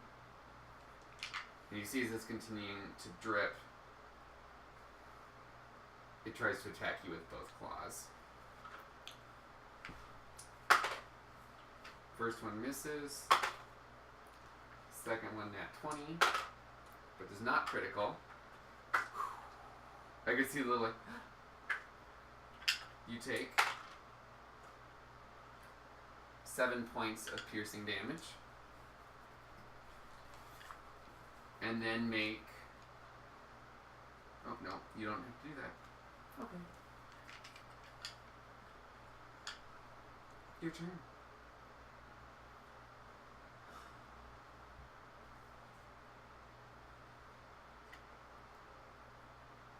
I'm going to cast Greater Invisibility. Alright. It gets an attack of opportunity as you're casting the spell. That hits. Is that only because it's really close to me? If it's within its threat range, it can make an attack against you when you cast a spell. So you take 7 points of damage. You have to beat... To cast a spell, you have to beat 10 plus the damage plus 7 plus the spell level in your roll, adding your intelligence modifier. So wait, I have to beat what? 10 plus the damage you took, which is 17. And what's the level of the spell? 4? Yes. You have to beat 21 to be able to cast the spell. Yikes. If not, you lose the spell in the spell slot. Okay. And do I add my... Your intelligence mod. Okay. Yep. Fuck. No, I didn't do it. So you try and cast a spell, but as it slashes into you, you're just gonna gasp, and the spell just as you started to shimmer out of existence. Would you like to move? I would like to get as far away as I possibly can. Okay, you are fatigued, so you can't run, but it would get an attack opportunity if you left its threatened square. Okay.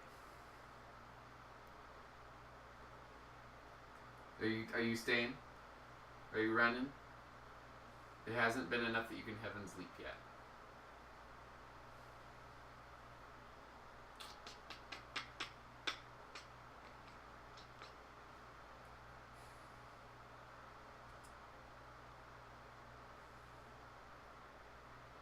So how many, if I can only move half speed, right? So if it's... No, you can move at full speed, but you can't run. Okay, so I could move 30 feet Mhm. away. But you saw it move more than 30 feet when it ran towards you. Yeah. Okay, I'll just hunker down. Alright. Just... Okay. It is going to... Could I prep my mirror of guarding reflections? Yeah, you can use that as your action. Oh, good. Alright, so you're just like, ah! So that's your use of it, right? Yep. Okay. Yeah, it's prepped, so if it hits me again. It's going to make 2 slashing attacks at you. You have an AC of 18, right? Yep. First one hits. That would immediately Second one also hits. enact the... So you're going to use 2 uses. You hear 2 shattering mirrors. And then it just kind of roars at you. Yeah. And now it has disadvantage on its next attack. Okay. It is disadvantage, right? Yeah. Okay. It's now your turn. So you're just like...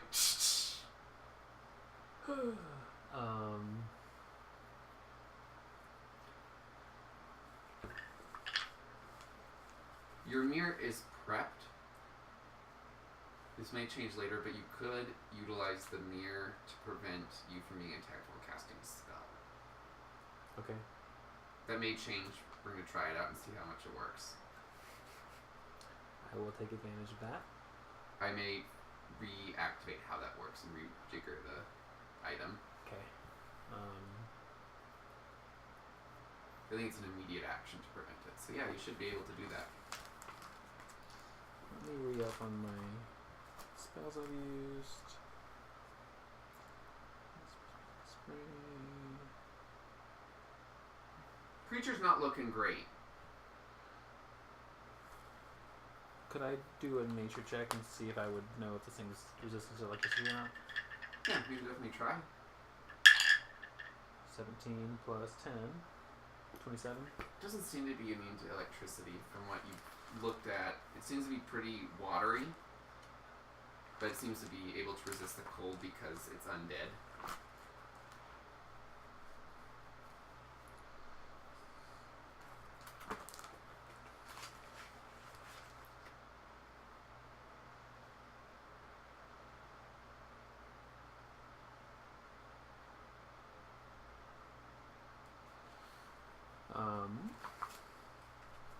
Yeah, so I guess I'm going to try to do Chain Lightning. Alright. So it's going to try and attack you. But Shatters against the mirror. Doesn't have to roll to hit. Either way, you still use it before the attack, right? I would be, yeah, for sure. Yeah, But if it doesn't hit, I would still have one mirror. I think, where's your card for the mirror? That's right. I can't remember if you have to call it before the attack or not. I give you guys too many magic items. Yeah. I should probably actually just filter these out. Some of these are irrelevant. You immediately do an action and struck by the attack. Creature's destroyed. Attack does not strike. Image fades away. So it still counts. You have to call it ahead of time. Okay. Regardless if it hits or not. Okay. Hits or not. Okay. So. Alright. Shatters against it. And what are you casting? Chain Lightning? Yep. Alright, does it get a reflex save?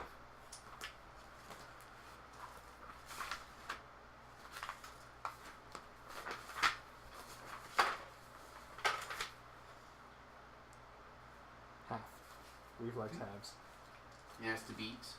It has to beat 6 plus 7 plus 10.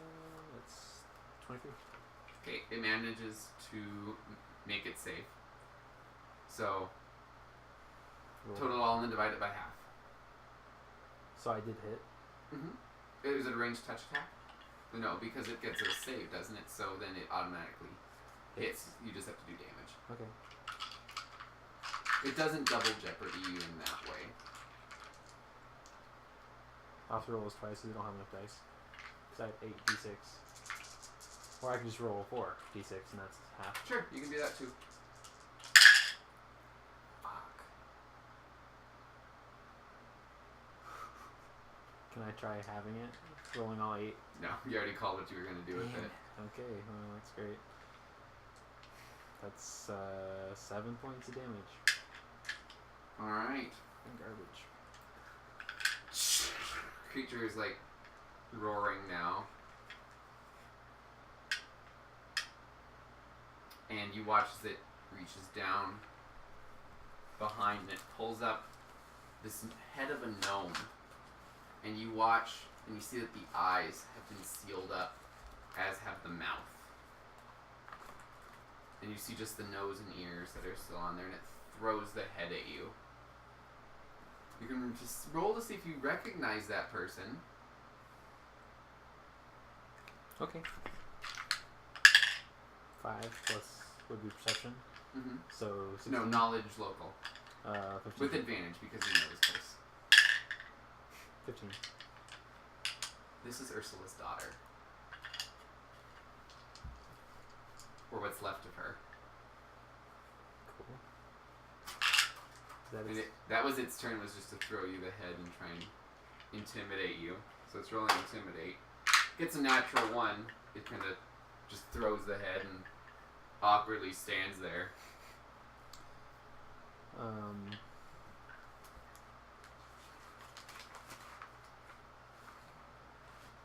I'll cast ball lightning. Alright, gets an attack of opportunity against you. It does not hit. That's good. So it has to make its save against 2 balls. And the save is?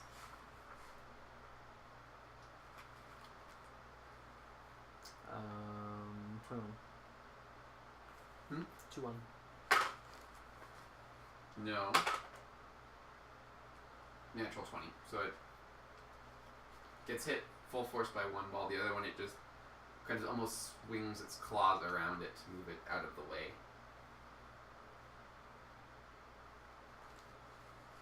Okay. I don't know why I can't get the music to keep playing. I'm trying so hard.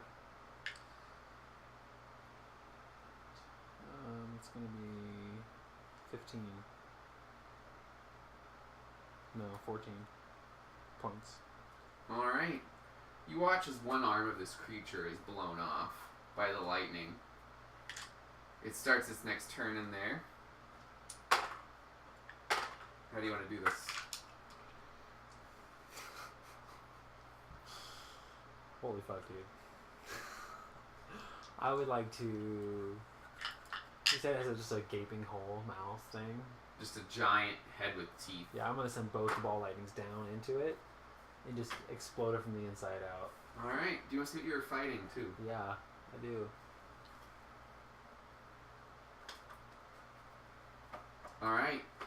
You force the lightnings down its throat, and you watch it kind of billows out like a frog, and you watch as it just kind of spreads open. I'm hoping to keep its head, to save its head.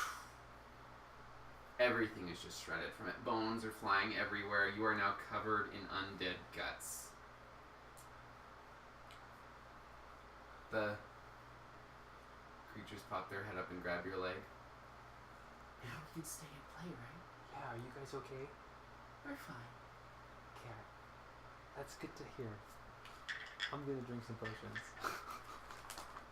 They just kind of recoil when you pull out the potions.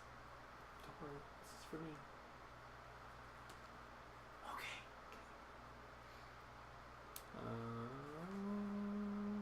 Let's see, I'm gonna take a cure critical. Okay. What is that again? Do you know the roll on that? Minor, moderate, severe, critical. So 4d4. Plus 4. 4d4 plus 4? Hmm? 4, 7, 10, 11, 12, 13, so 17 points.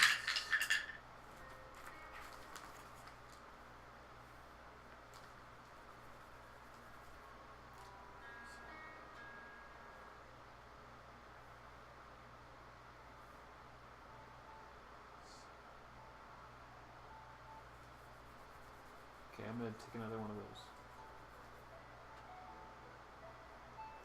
And that's my last one. 2, 4. No, it's d6, not d4s. How do I correct that? I just add 2 to each of the rolls for the purposes of this. So I'll add 8. Yeah. Okay.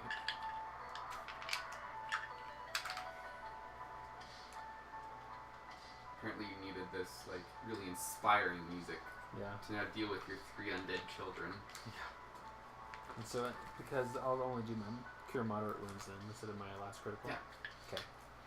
And so that's how many d6? 3d6. Plus 3. Plus 3. Sorry, my mistake earlier. No worries. So 15. And that gets me right to it. That's perfect.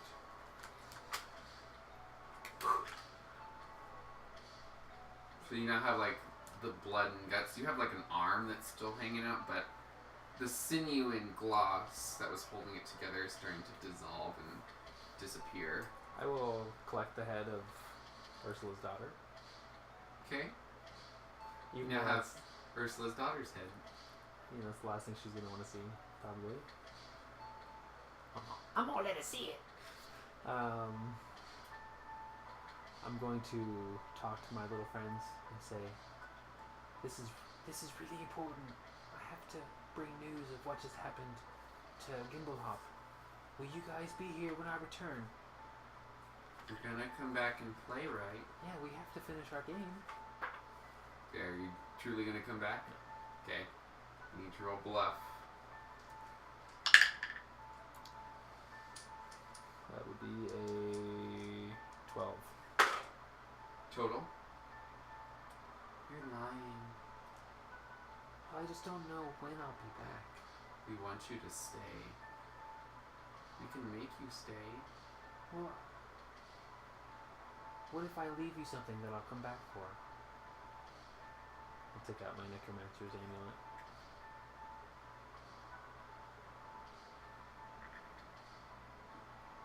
What is this? It's a token. You actually come back for this? I don't want to part with that.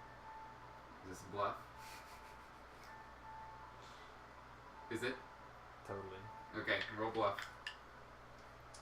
And if they don't follow me, if they don't believe me, I'm gonna hold my teleport for Okay, roll bluff. the portal of Gimblehop. Yeah, they totally don't believe me. 9. No, they believe you. Do they? Just. Okay, we're gonna wait right here. Okay. And you see them just all kind of cluster together. I'll leave a trail to mark my path. Okay. Promise you'll come back. I already did. Yeah. Okay, bye. Alright. You now left 3 attic whisperers Attic Whisperers. holding your necromancer's amulet, just swaying, kind of curled up together. It's very sad to watch. Alright. I should meteor swarm them. But I don't want to set the forest on fire. Didn't you already use your level 9 anyways? No, I use my level 8. Prismatic spray is an 8. Uh-huh. Holy shit. I'm pretty sure, yeah. Teleport is a Teleport is 5, a isn't 5. Yeah, teleport's it? You're 5. ridiculous. Yeah. Alright. So you're heading back to town. Prismatic spray is a 7. That's ridiculous. Yeah. Okay. So I still have my 8. So you make it into town. You do your little do-do-do-do. It opens up. Station. I'm gonna go home, take a bath quick. Alright. As you walk inside the portal, you smell smoke. Uh-oh. And you walk Can I in. roll perception as to what the fuck's going on? Yeah. 16. The outside ring of the city, the edge of the demiplane is on fire. Are there anything? Is anybody fighting anything? There's nothing moving. I wouldn't have noticed anything on my approach to. No, because It's it's on a inside. demiplane. So the moment you walk in, you smell the smoke and you feel the heat because you're near the edge. But there doesn't seem to be anyone stirring. It's like 3 or 4 in the morning. No one is moving. There's heat and smoke. Holy shit. My dream is coming true. Gendo's here. Fuck.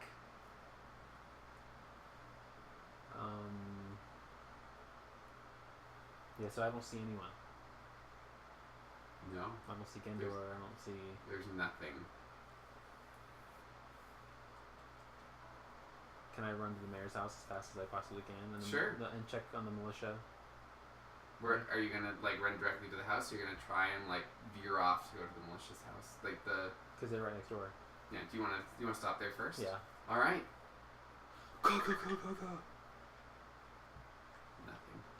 To the mayor's house. All right. You run over to the mayor's house. The city's on fire! Something's happening. I just returned from my journey. This is not a joke. This is not a test. What? Look. There's fire off in the distance. Is that us? Yes. That's not in town. It's the demiplane.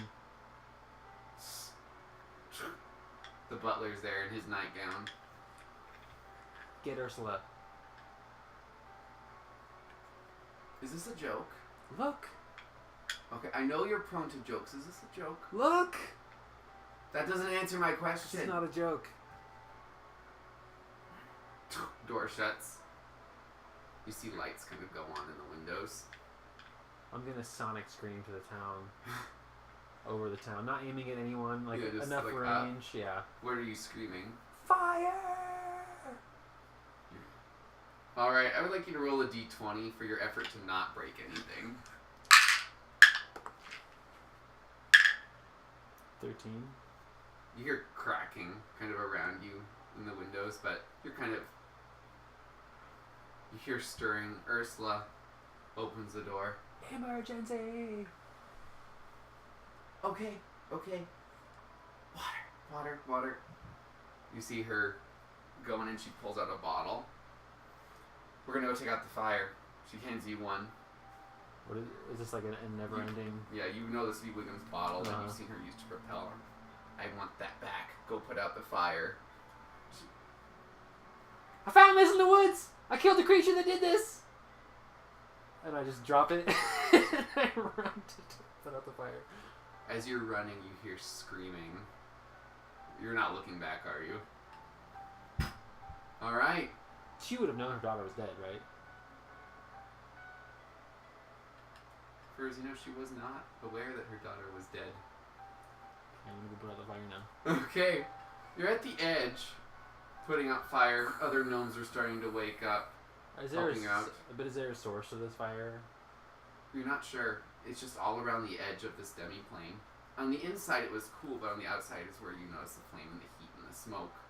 And you start to put it out and it starts to dampen and you work your way around. You have to fight through and around some of the trees to get all of it. Because it seems like it's the edge of the demi-plane itself, so whatever edge or dome that may be, you see it is actually catching part of the trees on fire that rest against it. So sometimes you have to do some finagling to get it. So I'd like you to roll a d20 on survival. See how you get this done. 10.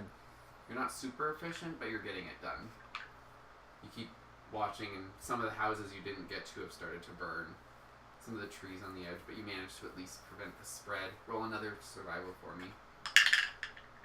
17 plus 3, 20. You managed to pull a child out of a nearby building and prevent them from getting burned. At the end, you managed to get that. There's people screaming. The fires are starting to be put out. Over at the mayor's house, you still hear screaming. I'll run back. I'm sorry, that wasn't very tactful. There was a creature in this forest. A demon creature. She comes at you with blinding speed and just grabs you by the throat and lifts you up. Who did this? The creature I just killed. It's like around your throat. She throws you with surprising strength for a gnome woman. Right against the wall. You take 1 point of bludgeoning damage. Will you remind me the name of that creature? You didn't know the name. Okay.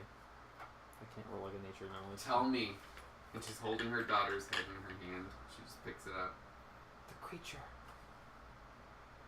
That What was creature? the one that was messing with the trades. It wasn't the centaurs. It was this towering undead She just creature. starts screaming, no, over and over. And you realize that there's no way that you're going to be able to talk to her. And that's where you're watching her sitting there, screaming, holding her daughter's disfigured head.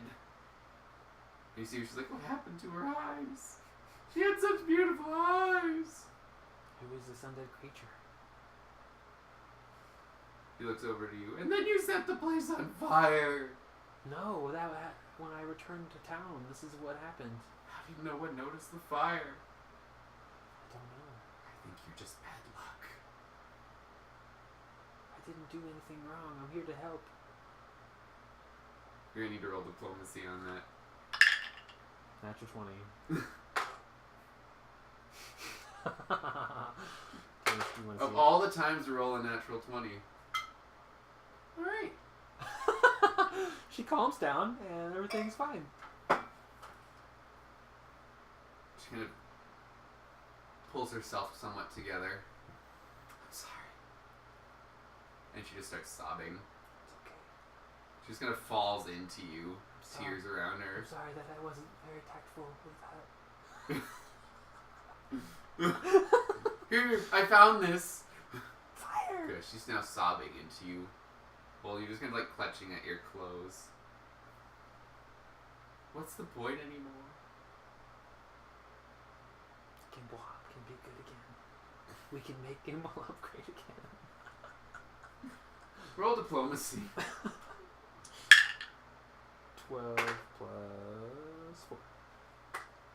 16. She's still sobbing. I need you to take care of the city for a minute. We're fine. She's gonna point over at the blue house and goes inside. She's talking about the police. Militia. Yeah. Am I the new mayor?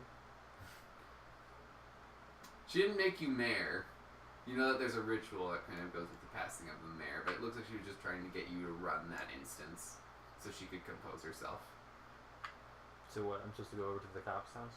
That's kind of the impression that you're getting. It was not very well put together. She was obviously just throwing things out there that she needed done. I'm gonna ask her to explain herself. But she's already inside crying. Okay. But there's...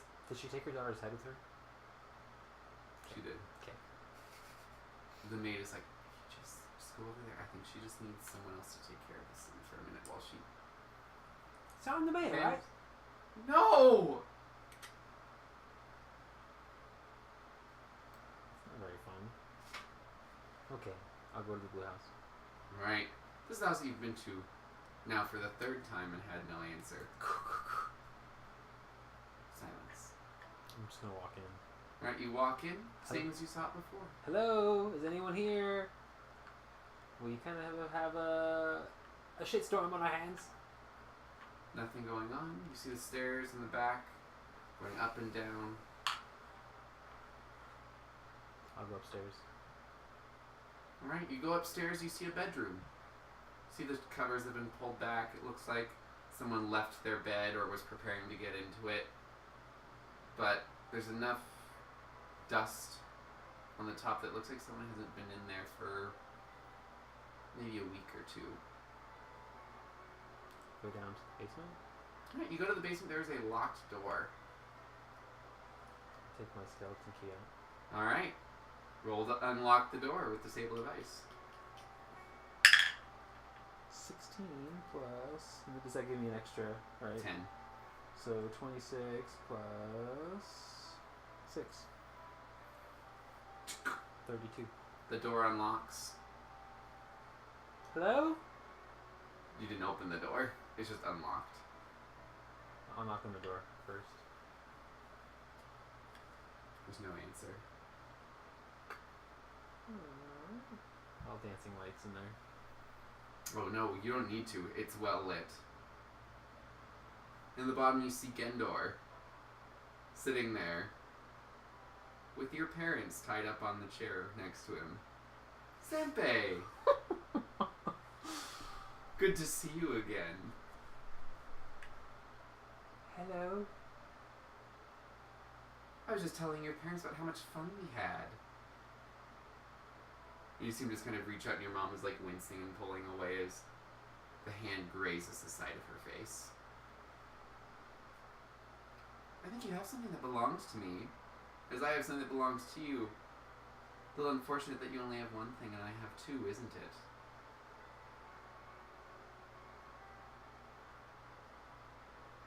This is rather unfortunate. Yes.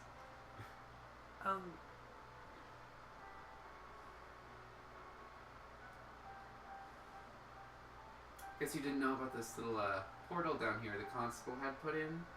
Tempted to use it to do assaults out of the city, but he was as good as hiding the front gate.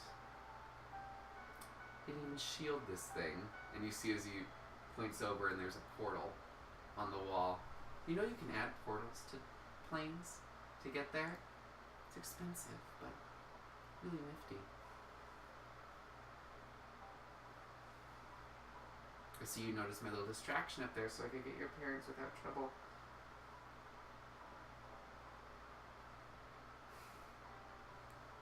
Now, Zempe, you should be more friendly.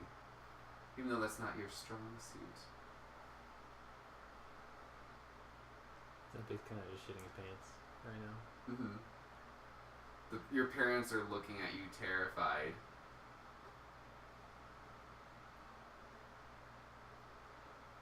I do not have the means to take care of this. You know Gandor to be significantly more powerful than you are. Yeah. And I have, I just took care of that creature and have not rested. And you're just sitting there, watching as you were just, standing in silence. Where's Feyor? She left me. Roll bluff. Please, guys, please. She went out on her own adventures. She was a free bitch. that was almost a 20. 11. You know I'm smarter than that, Zempe. Don't insult me.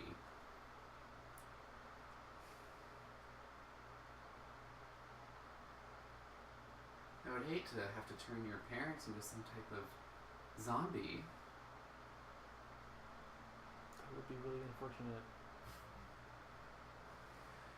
He just smiles and... So, Feyor? Feyor doesn't want to go with you. Doesn't matter what Feyor wants. Do you want your parents alive?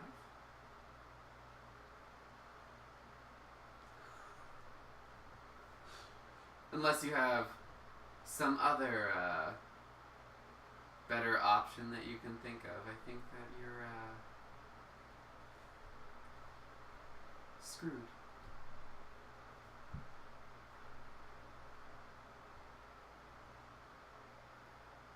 Come on, don't make me make you. Can I try and Heaven's Leap him through the portal? You can certainly try. Alright. And I'd also like to immediately Heaven's Leap my parents out of their bindings and up the stairs as far as I can. Alright. You start doing your hex and he disappears through the portal. Your parents are now upstairs. And we gotta run. Let's go. Alright. Is there any way, can I quickly perceive any way to close down the portal? You have not interacted with any portal besides the front gate. You can try and roll an engineering check. 18. There's a power source that usually runs it. Do I see it? Roll perception. With disadvantage because you don't have a lot of time. So, 17. There's a room. There's like a door behind the portal. You think that might have it because you see that there's some type of apparatus connected to it. You also do not know if the door is locked.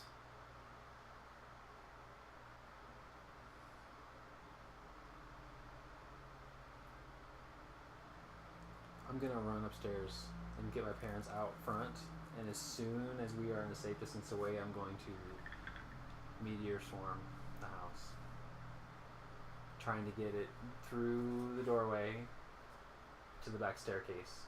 So are you going all the way outside? Do you have how much control do you have over those? Those are pretty guidable because I know that I can direct them to multiple people. Okay. And so yeah, I do have pretty well. I give me to read it just in case. Yeah,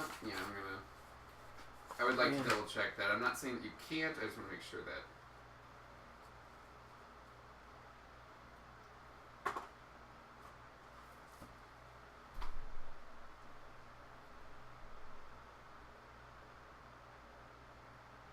Yeah, so 4 2-foot diameter spheres, so I can guide them through the door and to the back of the house, and I want to hit like the And how far can they move? 400 feet, plus 40 feet per caster level. Okay. So we can be plenty of range away. And so I'm trying to completely cave in. So you're gonna try. So if your parents are already running out at the point that you got them out of their bindings. Yes. Are you going to follow them all the way up the stairs? Yeah, well, I'm going to get out of the house before I do this. Okay. So as you're running up the stairs... I guess unless you can give me a better layout of the room. How far away am I from... You're at the edge. You just went to the door. But how big is that room? It's about 40 feet square. Okay, so I have to get out. I can't. I have to try to blow the whole house and implode the house into the basement. Okay. And try to... I will say that not being able to see it, you're going to have issues aiming it down, and they may detonate against a wall. So if you want to see it, you'll have to be at the top of the staircase and guide them down. But then I'll be in range of my own attack. The staircase is about 20 feet up. The room is 40 feet, so it would have. So you would count that as me being safe? What's the range of the 40, explosion? 40 feet diameter. Yeah. So if you were even up, you could. You may be free of the explosion, not necessarily free of the collapse. So your parents have run upstairs, and you assume are out the doors you can't see. Okay. You hear the crackling of the portal. Okay, so then I'm going to guide, and I'm going to do that. Alright. You cast your spell. So then four meteors leave my hands. And go downstairs.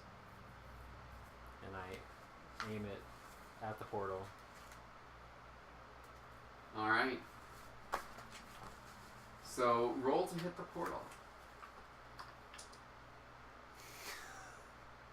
Because you're not seeing them, I'm going to have you roll to hit these. 6 plus 7.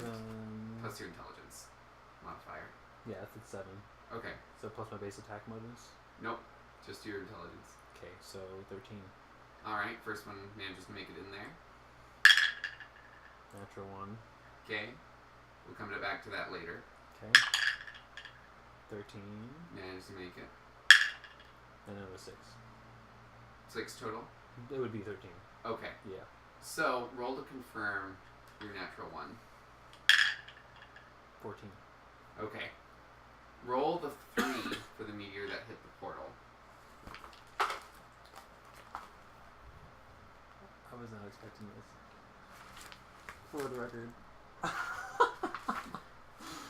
Shit hit the fan! Yeah, what the fuck?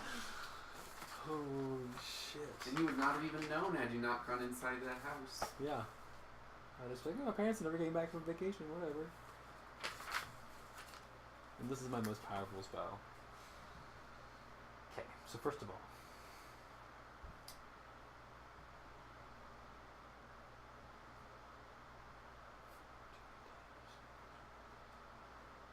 So each one takes 2d6 points of bludgeoning damage. Okay. So that's its impact, and then it explodes. So each one is 2d6? Yes. Okay, so here, this is your impact damage for the 3 of those. Okay. And then what else? Yeah, this is super fucked. So let's just check out the impact, shall we?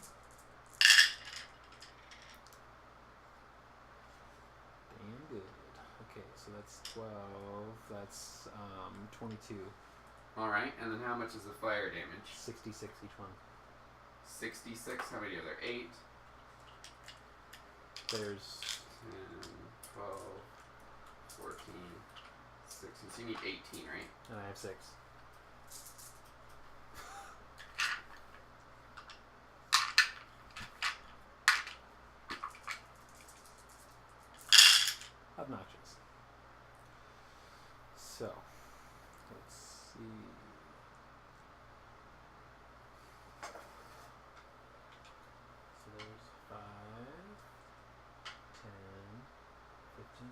$55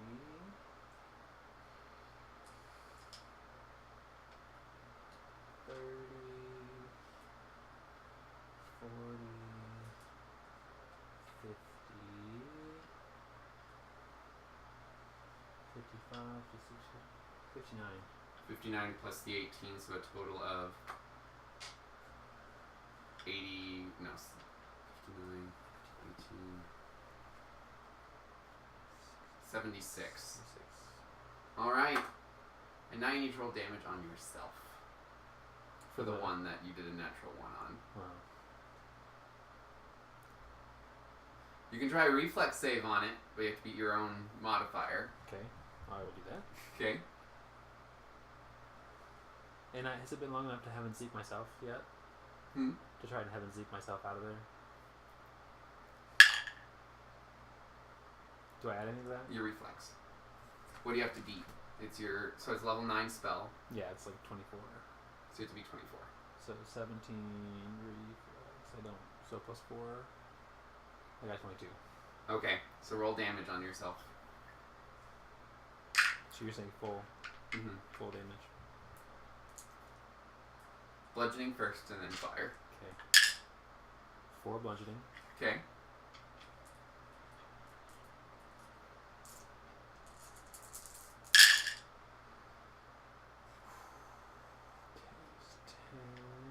Not too bad.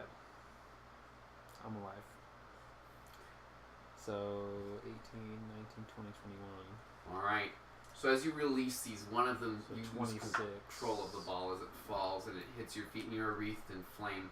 The rest of them make it in, and there's a concussive explosion and the whole building starts to collapse. And You're trying to run out there. You need to roll some acrobatic saves. I'll take all my d6s.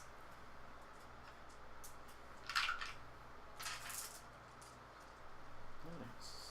Okay, so you're running up the stairs as they start to collapse around you. That's a 22. Right? You manage to leap up. The next step falls, so you have to make it up 2 steps. I thought it was already at the top of the stairs. Yes, but it's starting to collapse. You're basically having to make false steps. Because it's kind of a dome, so you're making leaps. 22 again. Alright, you make it up. You see the door ahead of you, and you have to beat a 15 to make it up to the top. 13 plus 7. You manage to make it out to the top of the building as it starts and implodes upon itself. Your parents are out there just... and they run out and they grab you. Zenpei, what happened? Why are you burned? Because Gendor set the place on fire, and then kidnapped you, and there was a monster outside, and Your mother just pulls you in. we have to go to the mayor's house. What happened to the mayor? Well, we need to make sure this is all taken care of, and Gendor can't come back. I mean, he's probably pretty fucked. What did we tell you about getting mixed in with the wrong crowd? I know, I fucked up big, Mom. I know. Okay, and now all I can do is try to make it better. Do my goddamn best. What's your language? Yeah, you watch your language, Ma. This is a serious time.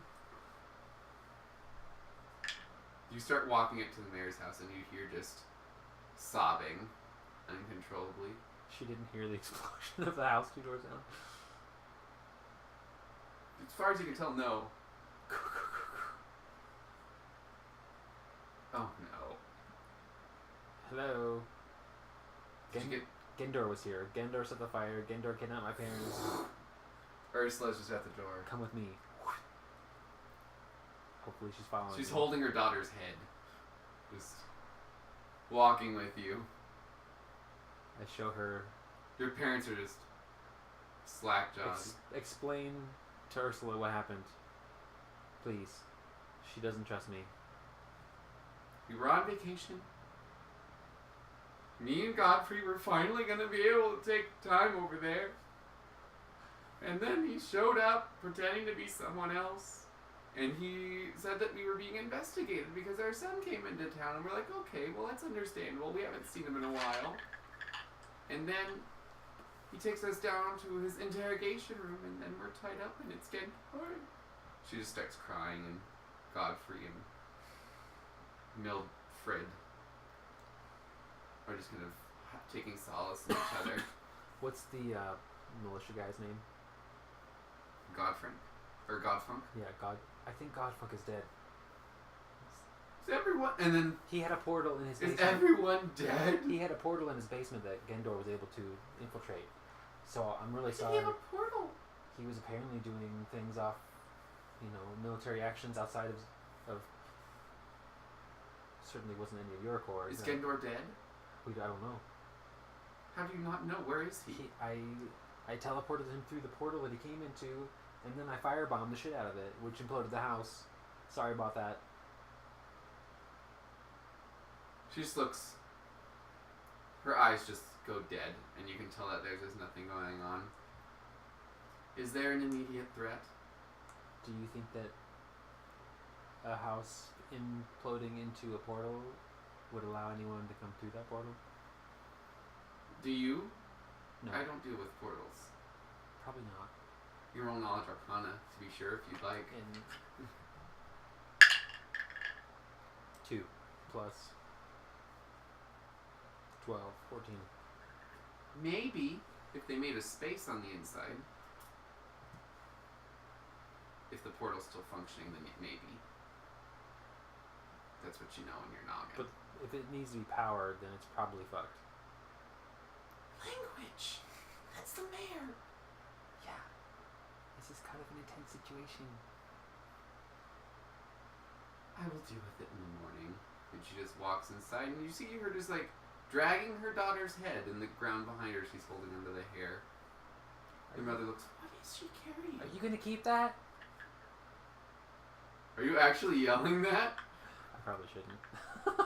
But did you? I think so. Yes! She strolls in.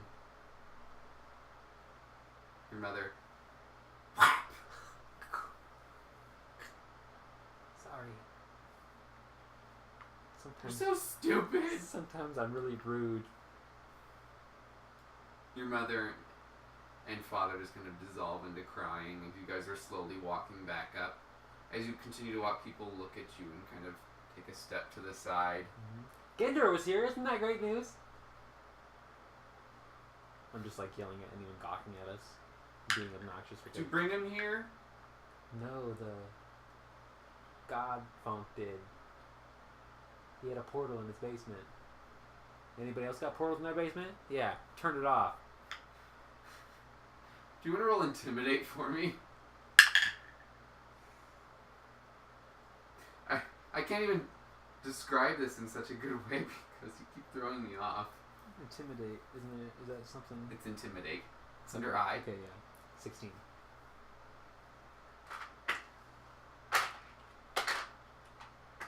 More than 3/4 of the people are a little like wary of you now, and they stop looking and just hide their faces. And we carry on. Your parents and you make it back to your house, and your mother just holds you very tightly. I need to take a bath. You do. I need to take one too. I'll wipe her tears away. You first. She just... When I'm done hugging you. Okay. It takes a good 7 minutes of her just sitting there crying. Just... And then she goes off to the bathroom. I can't believe that I was able to save you from him. Your dad just sits across from you. Do you have any of the good medicine? I'm proud of you. Thank you.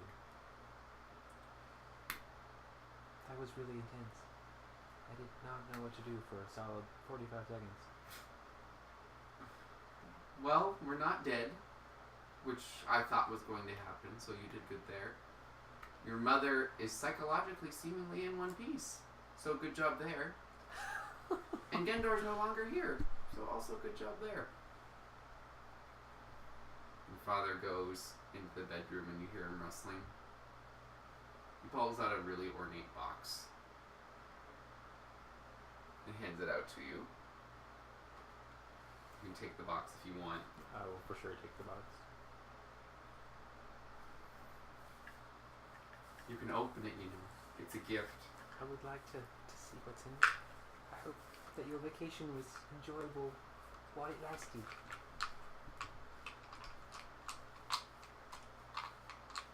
Alright, so you open up the box.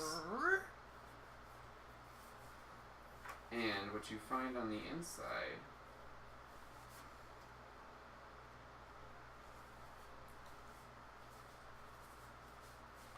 and this. Find 2 items. These were your grandfather's.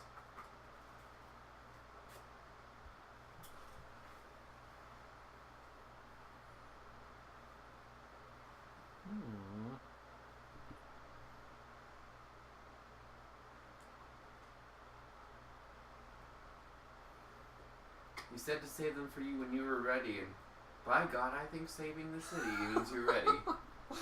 Because I can't raise that bar much higher. Unless you maybe end a war.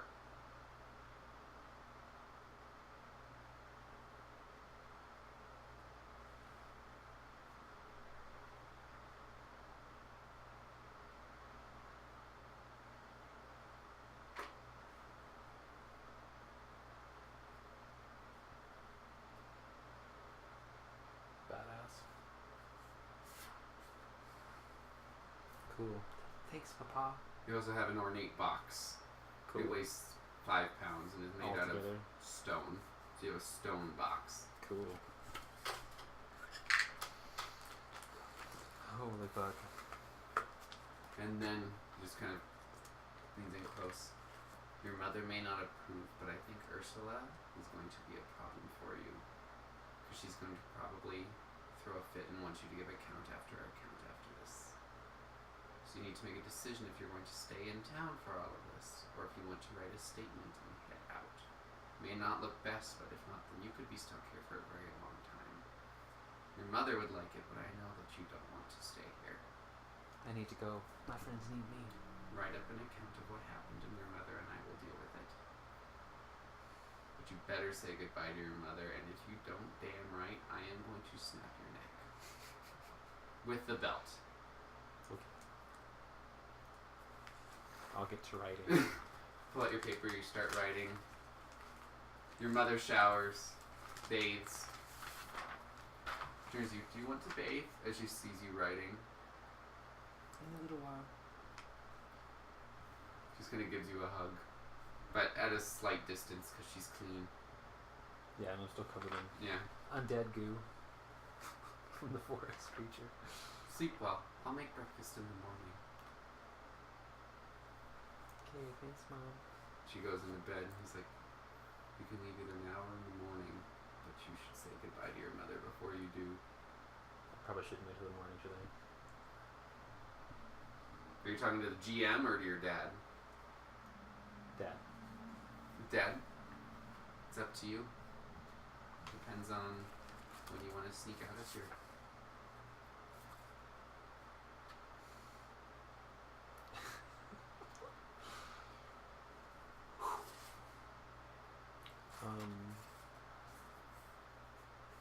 How in depth are you gonna write your account? Like super. I'm gonna spend. It's gonna take you a few hours to finish Yeah. this. I'll say that I should just say goodbyes now, maybe, so my mom can go to sleep. Or should I wait? Whatever you want to do. I'm gonna finish my letter, All right. and I'll spend the time. All right. You write a very detailed account of your letter. Would you like you to roll a d20 with advantage plus your intelligence to see how well you write this? Yeah, say it again. A D20 plus Your 9. intelligence with advantage. Natural 19. Yeah, so 26. All right.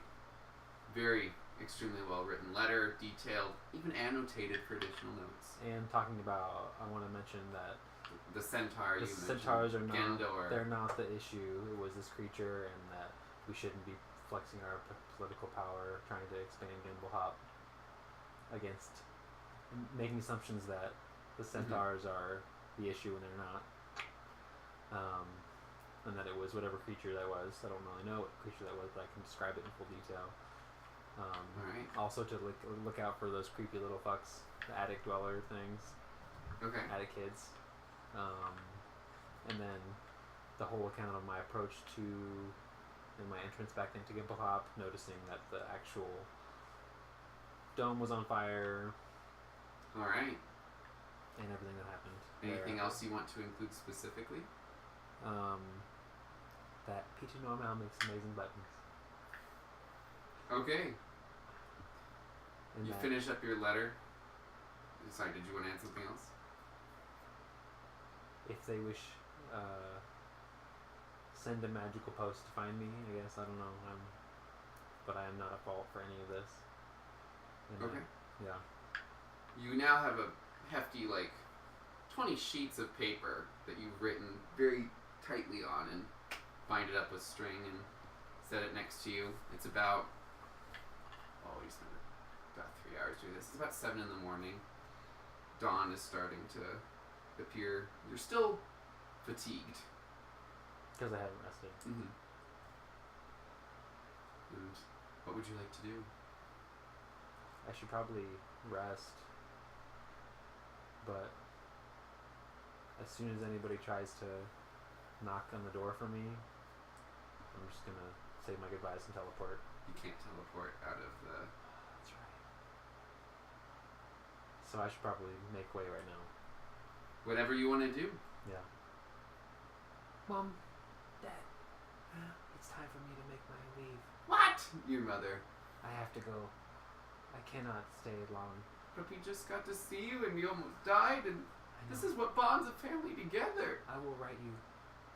Will you visit? Journal about this. Will you visit? I will. I will come back.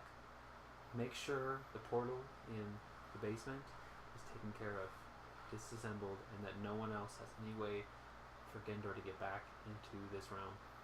Promise me. Door to door. Everyone must know what happened. I wrote this letter. Deliver this to the mayor. Only if you promise to visit. I will come back. Please write me. She gets up and goes to an ice chest where you see the ice is sitting actually on top of it. She pulls out a bag of mushrooms. Take these with you. Are these the fun kind or the food kind? Both. Oh. Yeah? Okay. Well, the food is fun.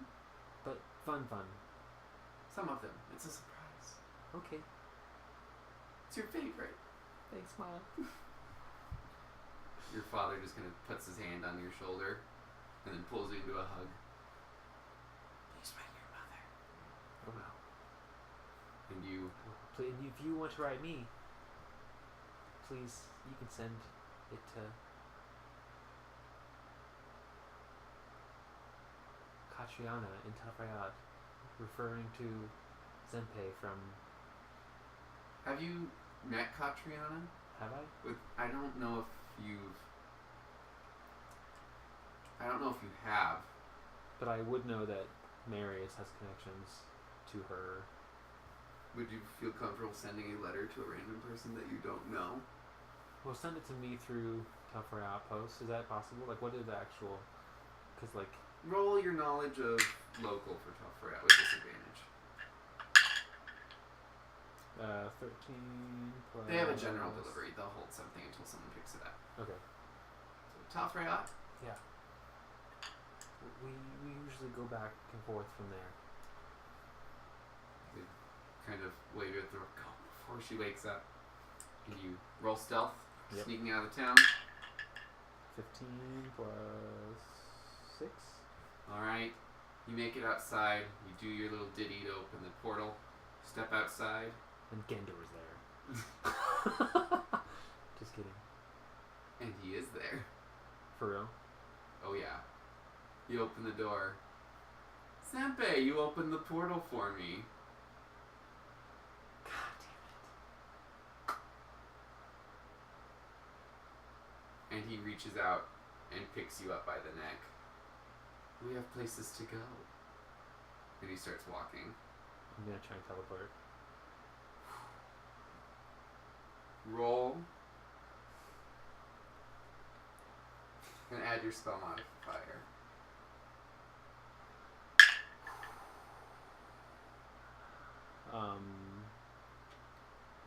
21. You manage to get the spell off, and you feel the grip on your neck fade away. And It's I'm like focusing on Wiggum's hair. hair doll. Yeah. All right, I need you to roll a percentile die. What's the location that you're thinking of? Well, I'm just focusing on your hair doll and Telfrayat. Okay. Or maybe I'll just focus on. You already said Wiggum. Okay, well So- that was the plan, right? Okay. That's what we said. Okay. Yeah, they were still, yeah. 81. You should write down 81, and we will find out what happens to you next time. So my town is fucked. You don't know if the portal closed or not before you left. What the fuck? You would have never known he was there had you not gone into the... Had you not given her the head of her daughter, you probably would not have discovered that he was down there.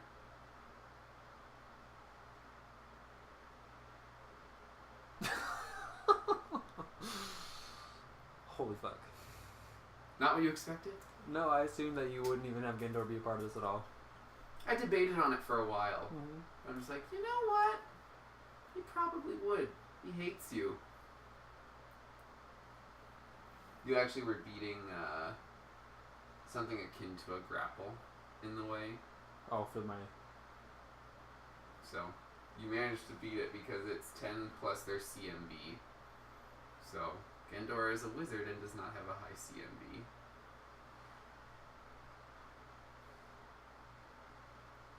So you got very lucky. Completely. So the that was totally fucked. the creature that you were fighting, the one with the claws, Yeah. was a CR7. So that's... I don't know exactly what all that means, but... So you're a level 8, which means you should be able to take on 8 with ease. Anything higher than that with more difficulty. Okay.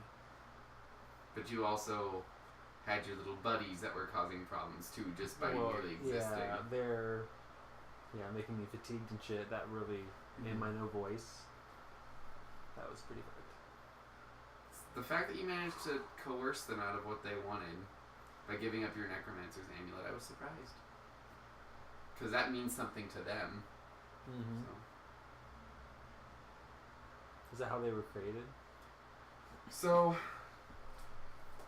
the attic children, I think that's what they were called. Attic. We're still recording too. Cool. The attic whisperers are a result of lonely or neglected child death. So they rise from an amalgam of old toys, clothing, dust, and other objects. Icons of their neglect. It's so sad. They linger where they were formed.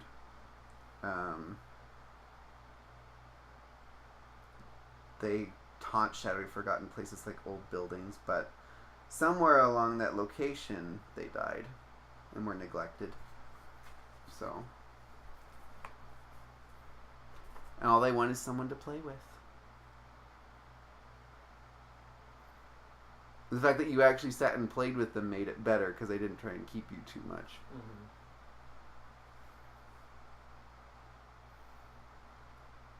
Yeah, when I couldn't speak, I was like, okay, I need to play with these guys. Mm-hmm. And like try to get out of this that way. That was a good plan because you could only move at half speed at the second Yeah. point that you're like, nope, I'm done. Yep. So, when you rolled the nat 20, one of them rolled a nat 20 on perception, which is the only reason that they noticed you, and it was stealthing up in the trees. And your perception just didn't get it enough because it's small, so it gets a bonus to stealth. So, any questions I might be able to answer about your story arc? I just can't believe that I'm gonna have to wait to know if the portal closed or not. You teleported and you didn't check to make sure it closed before you teleported. I know. How can I scry on that? You could. Can you scry through planes? You can't. Maybe. I'm not quite sure about if you can. But also, you can't teleport to a person. You can teleport to a location. So the fact that you want Wiggum's hair and Talfrayat is going to be interesting, and that's what you're going to see what happens. Because I modified the chart for the teleportation rules. So you're going to see what happens. Is it good? Maybe. It's whether or not you make it where you're trying to go. Or if you end up in a false location. Which means that the spell could fail and you could end up back in Gendor's location.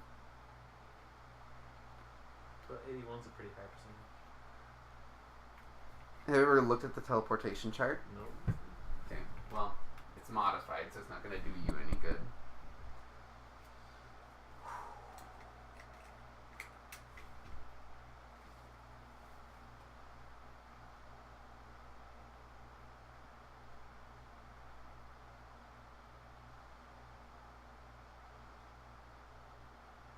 Yeah, wow. So wait, mishap. Why are those higher numbers? It's different. So what does that mean then? Sorry, I'm not getting this chart at all. It's So 0 to 1. Starting at 1 is good. High is bad. oh, So, if it's something else, you're going to see what happens. So you may end up in a similar area, have a 'cause I mishap. would be really familiar, right? Very familiar with him. But Wiggum is not a location. Uh-huh. Wiggum's a person. Wouldn't I have known that that's how teleport works before making plans to use her hair as a beacon? It can. You were using it for scrying purposes as opposed to teleportation, is what you guys were telling me. But thinking of having that and using it may somehow affect it in some way, because you're thinking Tal Freyat and you're probably thinking about things you've associated with Wiggum, which is why the chart is modified. I should focus on Saren's Ray. That's what I was thinking you were gonna do. That's what But I was like about to say, and then Wiggum's hair. it's like, oh yeah, we have the hair doll. That was the plan. Alright, so you'll see what happens. It'll be interesting. Okay. If you're in One Piece. If not, it'll still be interesting. Da, da, da, da, da, da.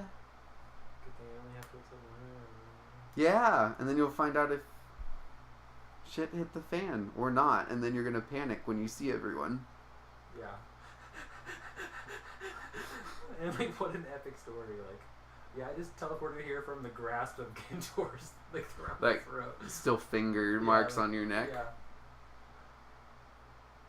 That is gonna be really cool. And the fact that they won't have seen this is gonna make it even better. Yeah. And I was just joking. And Gendor. Oh. Well, it's like, well, actually, now that you mention it, he is actually there. Well, thank you all for joining us. I suppose we'll see you all tomorrow, even though this may not be uploaded tomorrow. We'll see you whenever we see you, which should be soon. Great. Thank you. Bye, guys. Party on.